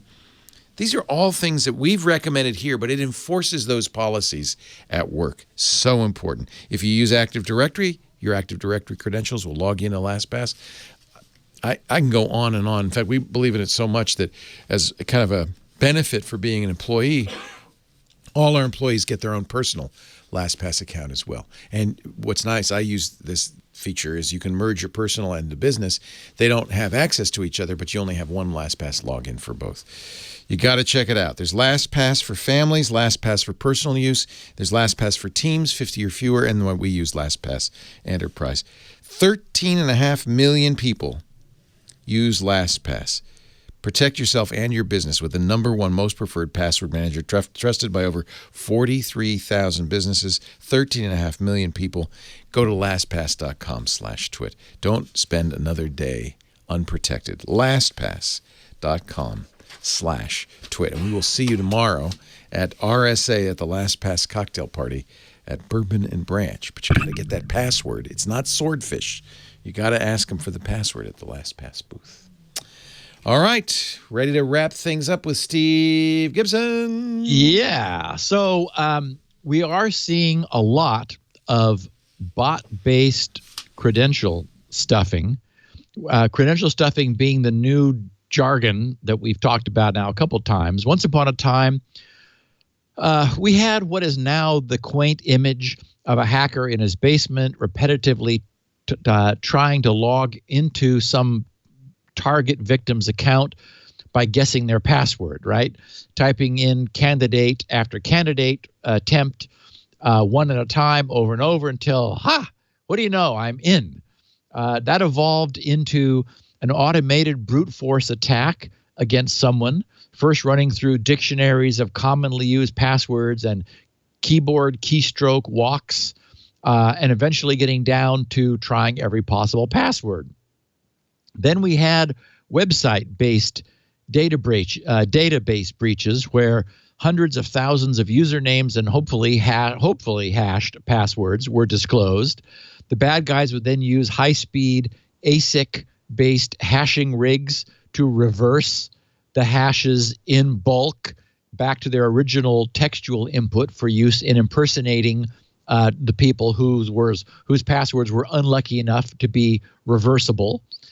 And now today, we had the latest evolution of this so-called credential stuffing attacks, where fleets of bots, increasingly composed of code loaded into compromised consumer routers, are fanning out across the internet to not only to replicate themselves, but to launch patient and widely distributed username and password guessing attempts against internet-facing websites. Akamai issued a report. I won't go into it in great detail, but there was some summaries of their stats were interesting. I do have a link to the PDF in the show notes. They covered 3 different issues. This story is the first of those 3. They said all 3 of our stories in this issue of what the report they called the State of the Internet Security Report, the State of the Internet Security, are about things most organizations are not examining. They said whether the cause is that organizations don't perceive some issues as important to their environment, if they don't have tooling to monitor these issues, or if the resources to monitor this traffic are not available. They say this traffic is often being overlooked. Although organizations examine the traffic generated by botnets without specialized tools, that traffic is often treated the same as any other type of network activity. There are very few places where this is more dangerous than in the retail sector, they say, where botnet creators and retail defenders are playing a multidimensional game with real money on the line. Akamai wrote, our team looked at all-in-one, as they're called, AIO bots, and considered them in the context of the billions of credential abuse attempts they say we see on a monthly basis. They said, okay, so here's some numbers. Between May 1st and December 31st, there were 10,588. No, sorry. Whoa, I got my zeros off. 10 billion with a B. 10,588,772 credential stuffing attempts in the retail industry detected on Akamai's network. In other words, they're looking at their traffic. Their network is widely distributed and ubiquitous. So they detected more than 10 billion username and password guessing attempts against retail industry partners over their network. They said when that's expanded to all other customer industries. So that is just 10 billion on the retail industry. When they expand it to all other customer industries, Akamai detected just shy of, I'll keep the numbers short because no one cares about all these digits, barely shy of 28 billion. It was 27 billion, 985 million, blah, blah, blah. Credential abuse attempts over that 8-month period. So that works out to more than 115 million attempts to compromise or log in to user accounts every day. 115 million a day. They say the reason for these attempts is not complex. The malicious actors responsible for them are looking for data, such as personal information, account balances, and assets. Or they're looking for opportunities to cash in on the online retail market that's expected to hit 4.88 trillion, online retail market at 4.88 trillion by 2021. The credential stuffing attempts, as Akamai refers to them, logged by Akamai are automated thanks to bots.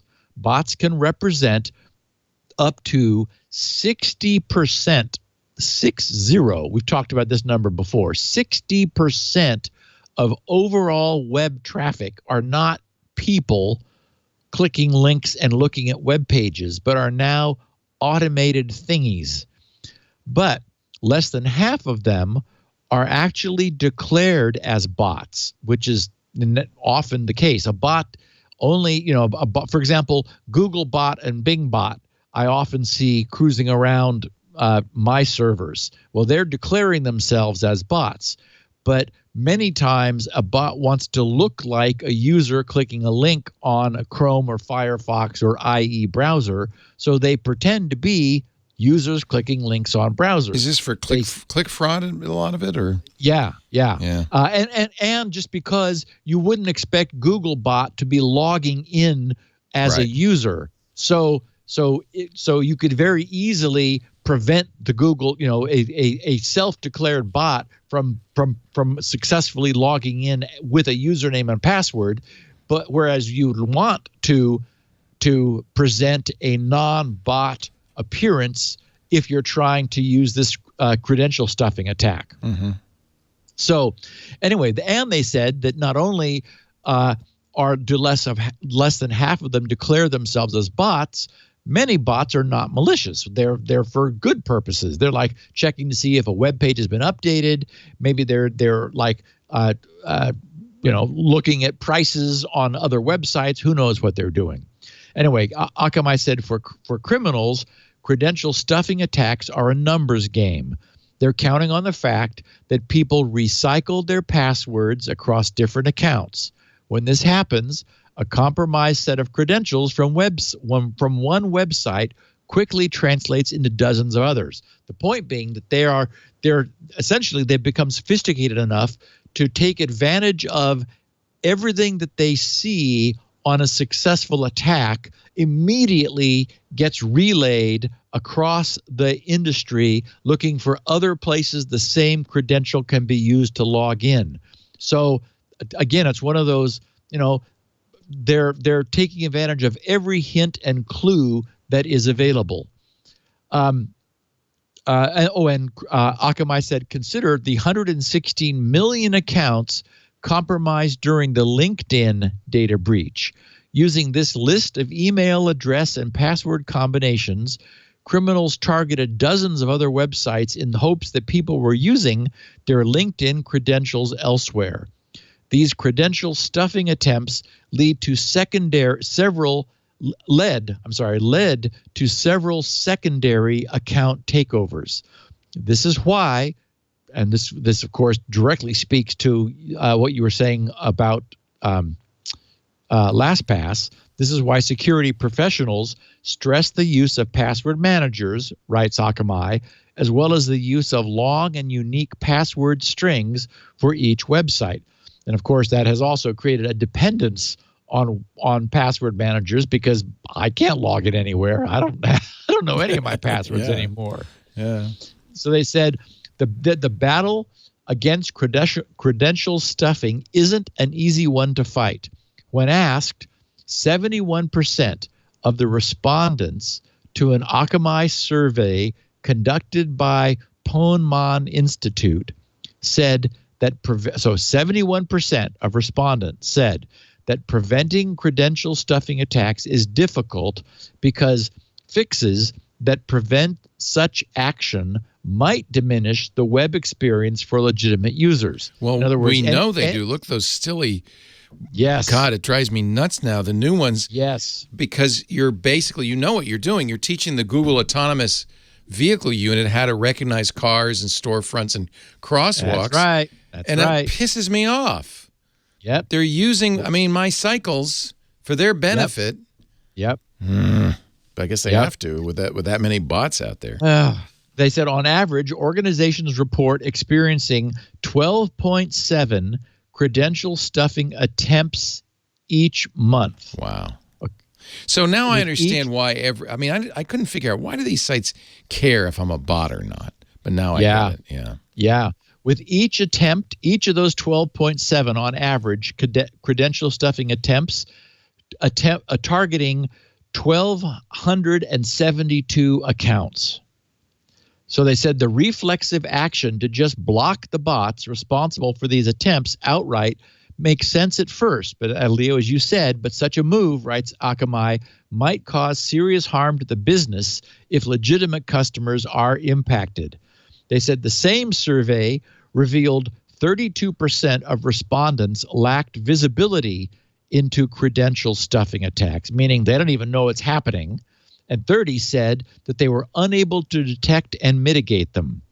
When asked if their organization had sufficient solutions and technologies for containing or preventing credential stuffing attacks, 70% of those responding said their organization was lacking when it came to such defenses. So this is something that they're just kind of ignoring and hoping for the best and hoping that their customers secure themselves against these sorts of attacks, sort of saying, well,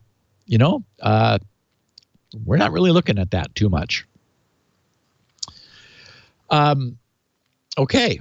I had posted over in the Squirrel forum, Cosma P said, "Hi, my phone committed suicide yesterday." And he has a frowny face. He said, "Fortunately, my provider, EE, in the UK, was on the ball, and I received a replacement today." He said, "Great customer services, a win from EE." He said, "Long story short, reinstalled." He said, "Well, I am still reinstalling all the apps and came to the Squirrel app. Installed the app," and he has an Android phone. He said, "No problem. Imported my identity," his Squirrel identity, "no problem. Entered the rescue code, no problem. Signed into the forums using my Squirrel password, no problem. All smooth as silk, and I am back operational." He says, "It helped that I have all the required info in one place." He says, "Job's a good'un. Regards, Cosma." So what info would he need to keep to reinstall his Squirrel account? Is there a QR code or a... Yes, there is when you create your identity, you print a page. Hopefully, you can store it as a file, but it's better if you just print it out, because we know that paper is one medium with great longevity, and that's all you need. That is that is your one, hopefully for your entire life, identity for Squirrel. And so when you want to bring up another device, or in his case, his phone croaked, so he got a new phone. He just let the Android client see that piece of paper, and then you can export your identity with or without your password. And it's slightly safer to export it without your password, because then you need the so-called rescue code, which is much higher because it's 100% entropy. It's not something any user creates. Users, as we know, cannot come up with anything random.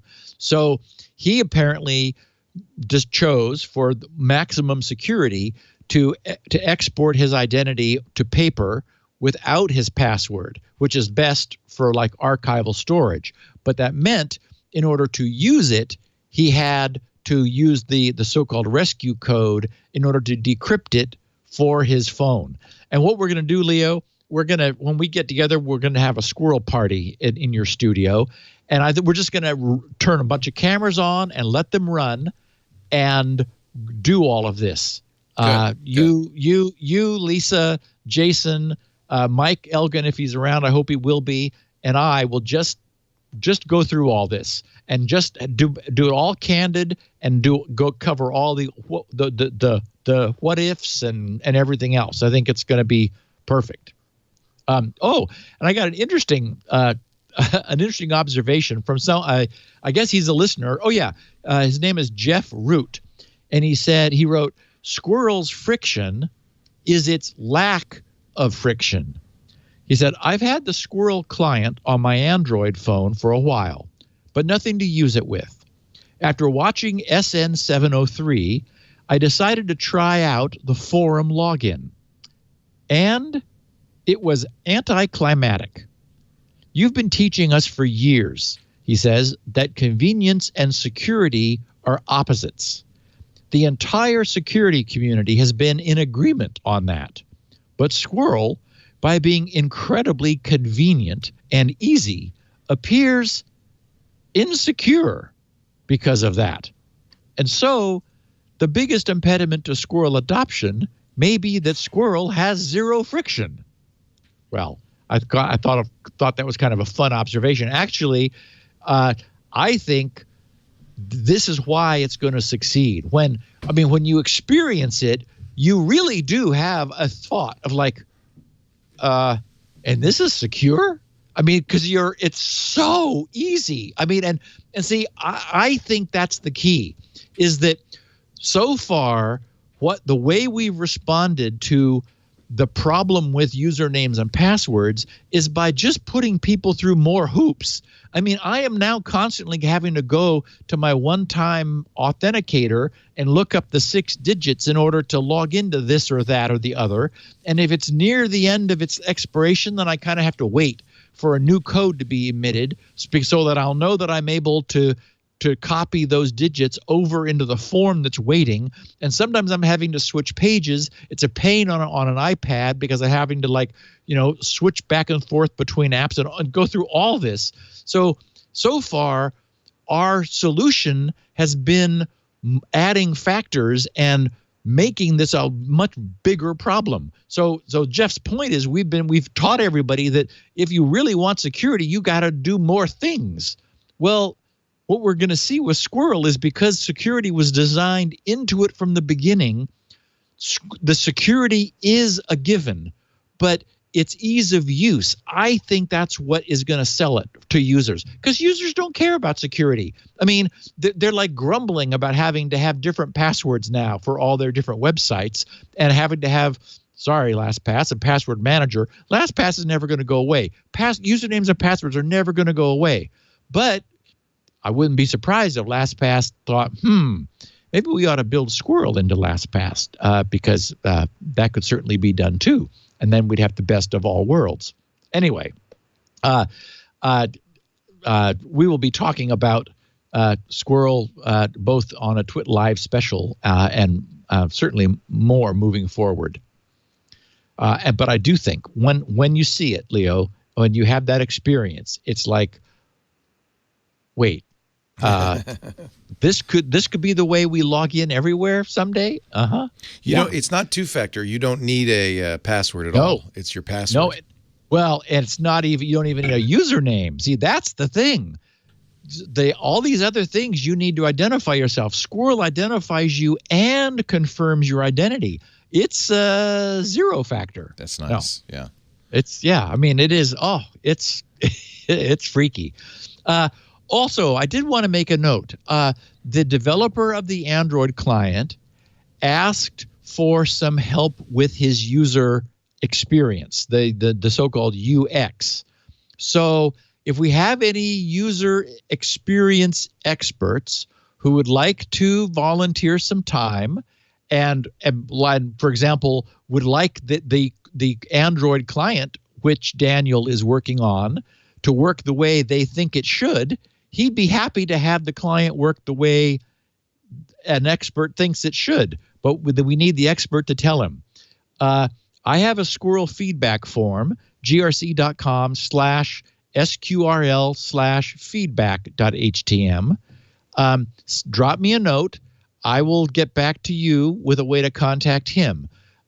Where the way things are going, we have about I think I looked, it was like 657 people now, members in the Squirrel forum, which is just right. I mean, I'm not inviting everyone there yet because a flood of new users would not help anybody. The clients are moving forward.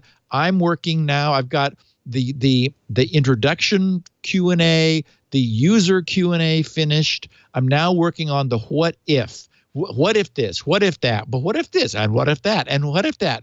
So that's all getting fleshed out. So I'm still putting the user-facing content together. The goal being that once everybody does get invited there and come and play, it won't be a disaster. And but for that to be the case, that most of this has to be self-serve. So I'm working on all the self-serve stuff. But the clients are still the Jeff's iOS client and Daniel's Android client. Lots of people are using them, but they're still not feature complete. And I'm delighted that Daniel is saying, hey, I would welcome assistance with the user experience side. So if we have any people who have experience developing UI stuff, grc.com/squirrel/feedback.htm, drop me a note and I'll put you in touch with Daniel. And everybody would be very thankful for having a better client experience. I love this little bit of miscellany. I remember I used the term, I said, whoa, that was a doozy. And I didn't know if DOOSEY was like, was that really a word? Matt in London knew where the word came from. He sent me a note saying doozy, as in Duesenberg. He said, hey, Steve, I heard that a doozy, DUESY, is named after the Duesenberg car that was so expensive that no one could afford one, hence slang for a magnificent failure. And I thought that was a kick. Where's that? Like, wow, that's a doozy. Well, turns out it's like, from the Duesenberg. And I got an interesting note. Ralph in New York City, the subject was spinright, still working after all these years. And he didn't mean on one drive. He said, I have a LAN with 2 Wi-Fi high-def security cameras on the 2.4 gigahertz band. They are recording to a USB 3 120 gigabyte SSD plugged into the router. Both cameras frequently stream together, but many times only one or the other would record a file. And there were random freezes on many of the files during playback. I was suspecting a bandwidth issue until I ran a level 4, that's the deep, pass of spinright on the SSD. And this was really interesting, watching the real-time screen, I could see random pauses, retries on reads and writes. After spinright completed, both cameras happily record at the same time. This won't be a surprise, but spinright really, he has in all caps, works. And so there's something to think about. The real-time screen on spinright actually shows you the data. It just flickers on the screen, but you can easily, and you actually can recognize, like, oh, look, there's my name. Like, it's like showing you the actual raw data in that drive that SpinRite is working on. But on a drive which is not responding very well, there will be visible pauses while the drive and SpinRite negotiate this data that seems to be having a problem with. And so he was seeing that on an SSD, and again, running SpinRite on it fixed the problem. This is why I've talked about SpinRite beyond the 6.x series. It's clear to me that it has plenty of life left in it, because even if drive stops spinning, although the name will be a problem, there's still going to be a use for it. 2 bits of closing the loop feedback. Fresher in the UK sent me a note. Where the F, he said, is Jeff's iOS Squirrel client? Mentioned in the last Security Now, where is it? It's not in the App Store, so what are we supposed to do? You didn't make it US only, I hope. Well, first of all, no, because Jeff Arthur is in the UK also, Fresher. But this is to my point. People who want it enough are able to find it. And people have wanted enough, but at this point we have enough people.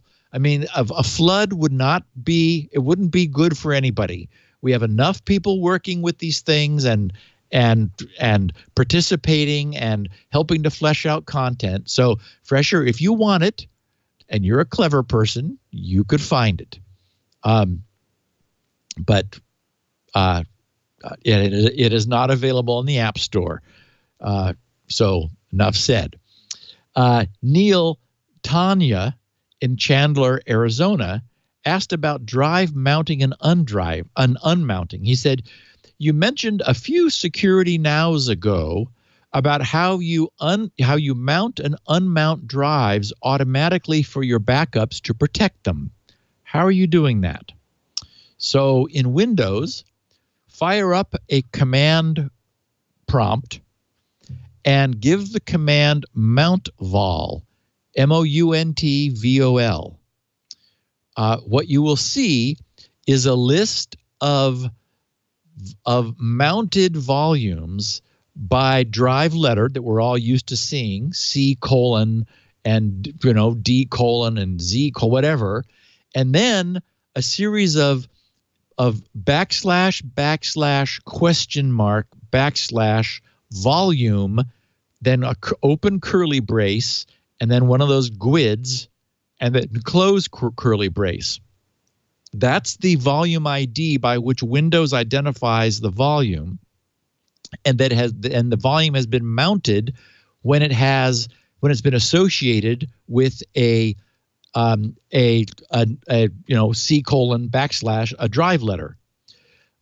Mount vol, also, if you do mount vol /, you get a list of things, and you are able to create an association, that is to say, mount one of those and delete the mounting, which is to say, unmount one with a /D command. So that should give you everything you need to build that into a little script and allow drives to appear and disappear from your system, and in order to keep the drive offline when it's not in use. And lastly, to our listeners who are, or maybe, we know we have listeners of all ages. We have people who say, hey, how do I get started in security? I want to consider a career. What do I do? Or maybe you've got some free time. Maybe you're living with your folks, or you're in high school, and you're thinking it'd be fun to see if you could earn some extra cash on the side. It is truly possible to have a career if you're good in as a bug hunter and getting bug bounties. I've got it was a picture that was covered in HackerOne's posting. We have a picture of 19-year-old Santiago Lopez, who has just crossed the $1 million mark from purely $1 million US dollars. He is the first bug bounty hunter millionaire just from finding and reporting security vulnerabilities through HackerOne's bug bounty program. I noted at the top of the show that we don't know if maybe he's made actually more money than that because he's sold some really tasty ones to Zimperium. Who knows? He's got an interesting Twitter feed. I would commend people to go poke at. I've got a link in the show notes also. And last Friday, March 1st, the BBC ran an interview with Santiago titled "How One Teenager is Making Millions by Hacking Legally." Their byline said this, or their little summary said, "This 19-year-old Santiago Lopez from 19-year-old Santiago Lopez from Argentina." I have a problem pronouncing that. Argentina. Gee, yeah, it got one more syllable in it. It's supposed to Argentina. Thank you, Leo. He's the first millionaire bug bounty hacker, which means he gets paid. This is the BBC's talking. Of course, we all know what they are. Gets paid to find glitches in the software of some of the world's biggest companies. Mr. Lopez made his money on the world's biggest ethical hacking platform, HackerOne. BBC News' Joe Tidy has been to see how he spends the money. Thus, the BBC story that I think our listeners may find interesting. And I have a link, as I said, to that in the show notes. And also, HackerOne did a report published on February 1st, so a little over a month ago. They said, today, the HackerOne community hit $45 million in bounty payouts. Join us as we celebrate the hackers who are making the internet a safer place every single day. The party is going to last the whole way to a history-making $50 million in bounty payouts. And in this posting that I have, or their PDF that I have a link to, they started off by defining hacker. So they show, hacker and how it's pronounced phonetically, declaring it to be a noun. And for their definition, which I really like, they said, one who enjoys the intellectual challenge of creatively overcoming limitations. And I think that's a great definition of a hacker.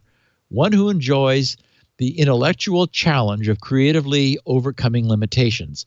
And again, I would commend this report to our listeners who might be interested. They have a lot of like bios and details about the hackers. I'll share just the top of it. They said, "Welcome to the age of the hacker. Hackers are heroes. They're in it for the good, and there is more opportunity than ever before. We share some of their stories and celebrate their impact in this, the third annual Hacker Report. The Hacker Report details the more than 300,000 individuals that represent our hacker community today. It highlights where hackers live, what motivates them, and what their favorite hacking targets and tools are, where they learn, why they collaborate, and much more. In 2018 alone, hackers earned more than $19 million in bounties, almost the entire amount awarded in the years prior combined. So it's on a ramp. And while the most successful find it very lucrative, it's about so much more than money. Many are finding career-building opportunities through bug bounties, which companies hiring from with bug bounties with companies hiring from within the hacker community at a faster clip than ever before. And that's a point I've made. There are some very beautiful pieces of work where I've thought to myself, boy, if I were in the hiring business still, I'd ask this person for a job. They are good. They say companies are utilizing bug bounty reports and hacker engagement as an enhanced resume of proven skills that will impact company goals and security efforts from day one. The generosity and camaraderie of hackers continues to impress, with more emphasis than ever before on education, collaboration, and giving back. As hacking grows in popularity, training continues to be a focus, with more than 600 hackers registering to join the ranks at any given day. In-depth training modules such as HackerOne, Capture the Flag challenges are in demand. They say the past year, we saw incredible individual performances, such as hackers earning $100,000 for one vulnerability, and the first hacker, Santiago, passing the $1 million milestone. $1 million milestone. We also saw unmatched collaboration, while hackers acting as teams to report over 250 valid customer vulnerabilities.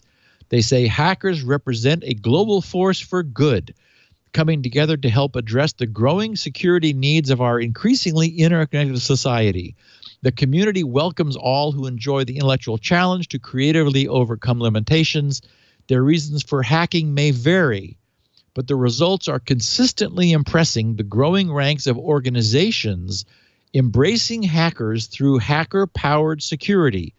I like that, hacker-powered security, leaving us all a lot safer than before.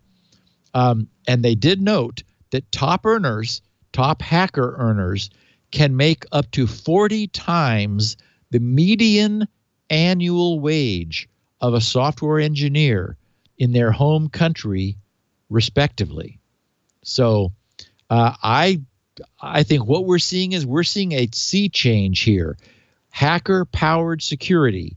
And, if you've got skills with a Z, I think you ought to consider it. Where does HackerOne get its money from? Do private enterprises hire them? Yes. So bounties are posted by like GE and Tesla and others to say we are formally inviting people to try to find problems in our products, and if found, we will pay. Yeah, but why go through HackerOne? Why not just go directly to GE? Does HackerOne keep a cut? They do keep a small cut, but they're a clearinghouse, and they've got the hackers registered with them, and they're able to then post opportunities of like, here are things that GE would be interested in having you attempt to find vulnerabilities in, and here are the payouts from GE on various classes of vulnerabilities that you find. Got it. And they keep 5% or something for that service. Exactly. Yeah. And so they're like the clearinghouse, and they put the hackers together with those offering bounties to have their basically hacker-powered security, have their security tested and improved. I just think it's a win. It's a brilliant business idea, actually, on their part. Totally see that for the right kind of guy who's eclectic and doesn't want to work for the man and has faith and confidence in their own skills. It's something you could start part-time while you're in high school or going through college. See if you've got what it takes, and just like this podcast that is not running out of material, Lord knows, we're at the 2-hour and 9-minute mark at this point. So it is very clear the world is not going to run out of bugs ever. Very nice. And that concludes the thrilling, gripping edition of this week's Security Now. Indeed it does. I would like you to spend some time on a future show on how to learn how to do this kind of thing. We've talked about one of the techniques people use, fuzzing, but there must be other kind of standardized techniques. I think it'd be interesting. I mean, obviously, you can't teach us in a 2-hour show how to become a white hat hacker, but maybe some resources and places to look to learn that skill. Will do. Yeah, I think it'd be very interesting. You'll find Steve at grc.com. Lots of great stuff there, including SpinRight, the world's finest hard drive recovery and maintenance utility. Get yourself a copy. If you've got a hard drive, you need SpinRight. You can also get this show. Or even an SSD. I think I'm going to call them all hard drives. Okay. Right? Mass storage. Mass storage. I mean, a hard drive just means not a soft drive. I don't know what that means. It means a hard place you store your stuff. I mean, Okay, good. Yeah. Yeah. It doesn't imply spinning, or does it? A hard drive. I think probably it's a good idea to distinguish that from an SSD. Well, we are seeing that SpinRight is valuable on SSDs. On SSDs. We keep getting reports. Yeah. So, yeah. You'll also find great free stuff. He gives away a lot of stuff at grc.com. All you need to know about Squirrel. Everything else is given clues to the secret hunt for the iOS app. All of that. I don't know if there's clues there or not. He also has this show, and he has audio of it, and he has a very nicely written transcription of every word so you can read along as you listen. It's useful for searching as well. grc.com. Our website, twit.tv, has the show as well, audio and video. twit.tv/SN. You'll find it on YouTube, too. It's everywhere. In fact, you could subscribe with your favorite podcast client, and that way you'd be guaranteed to get the every episode, the minute it's available. We will come to you. We will hand deliver, well, Cashfly will, hand deliver a copy to your door. Steve, thanks so much. Have a great week, and we will see you next time on Security Now. Thanks, buddy. Security Now.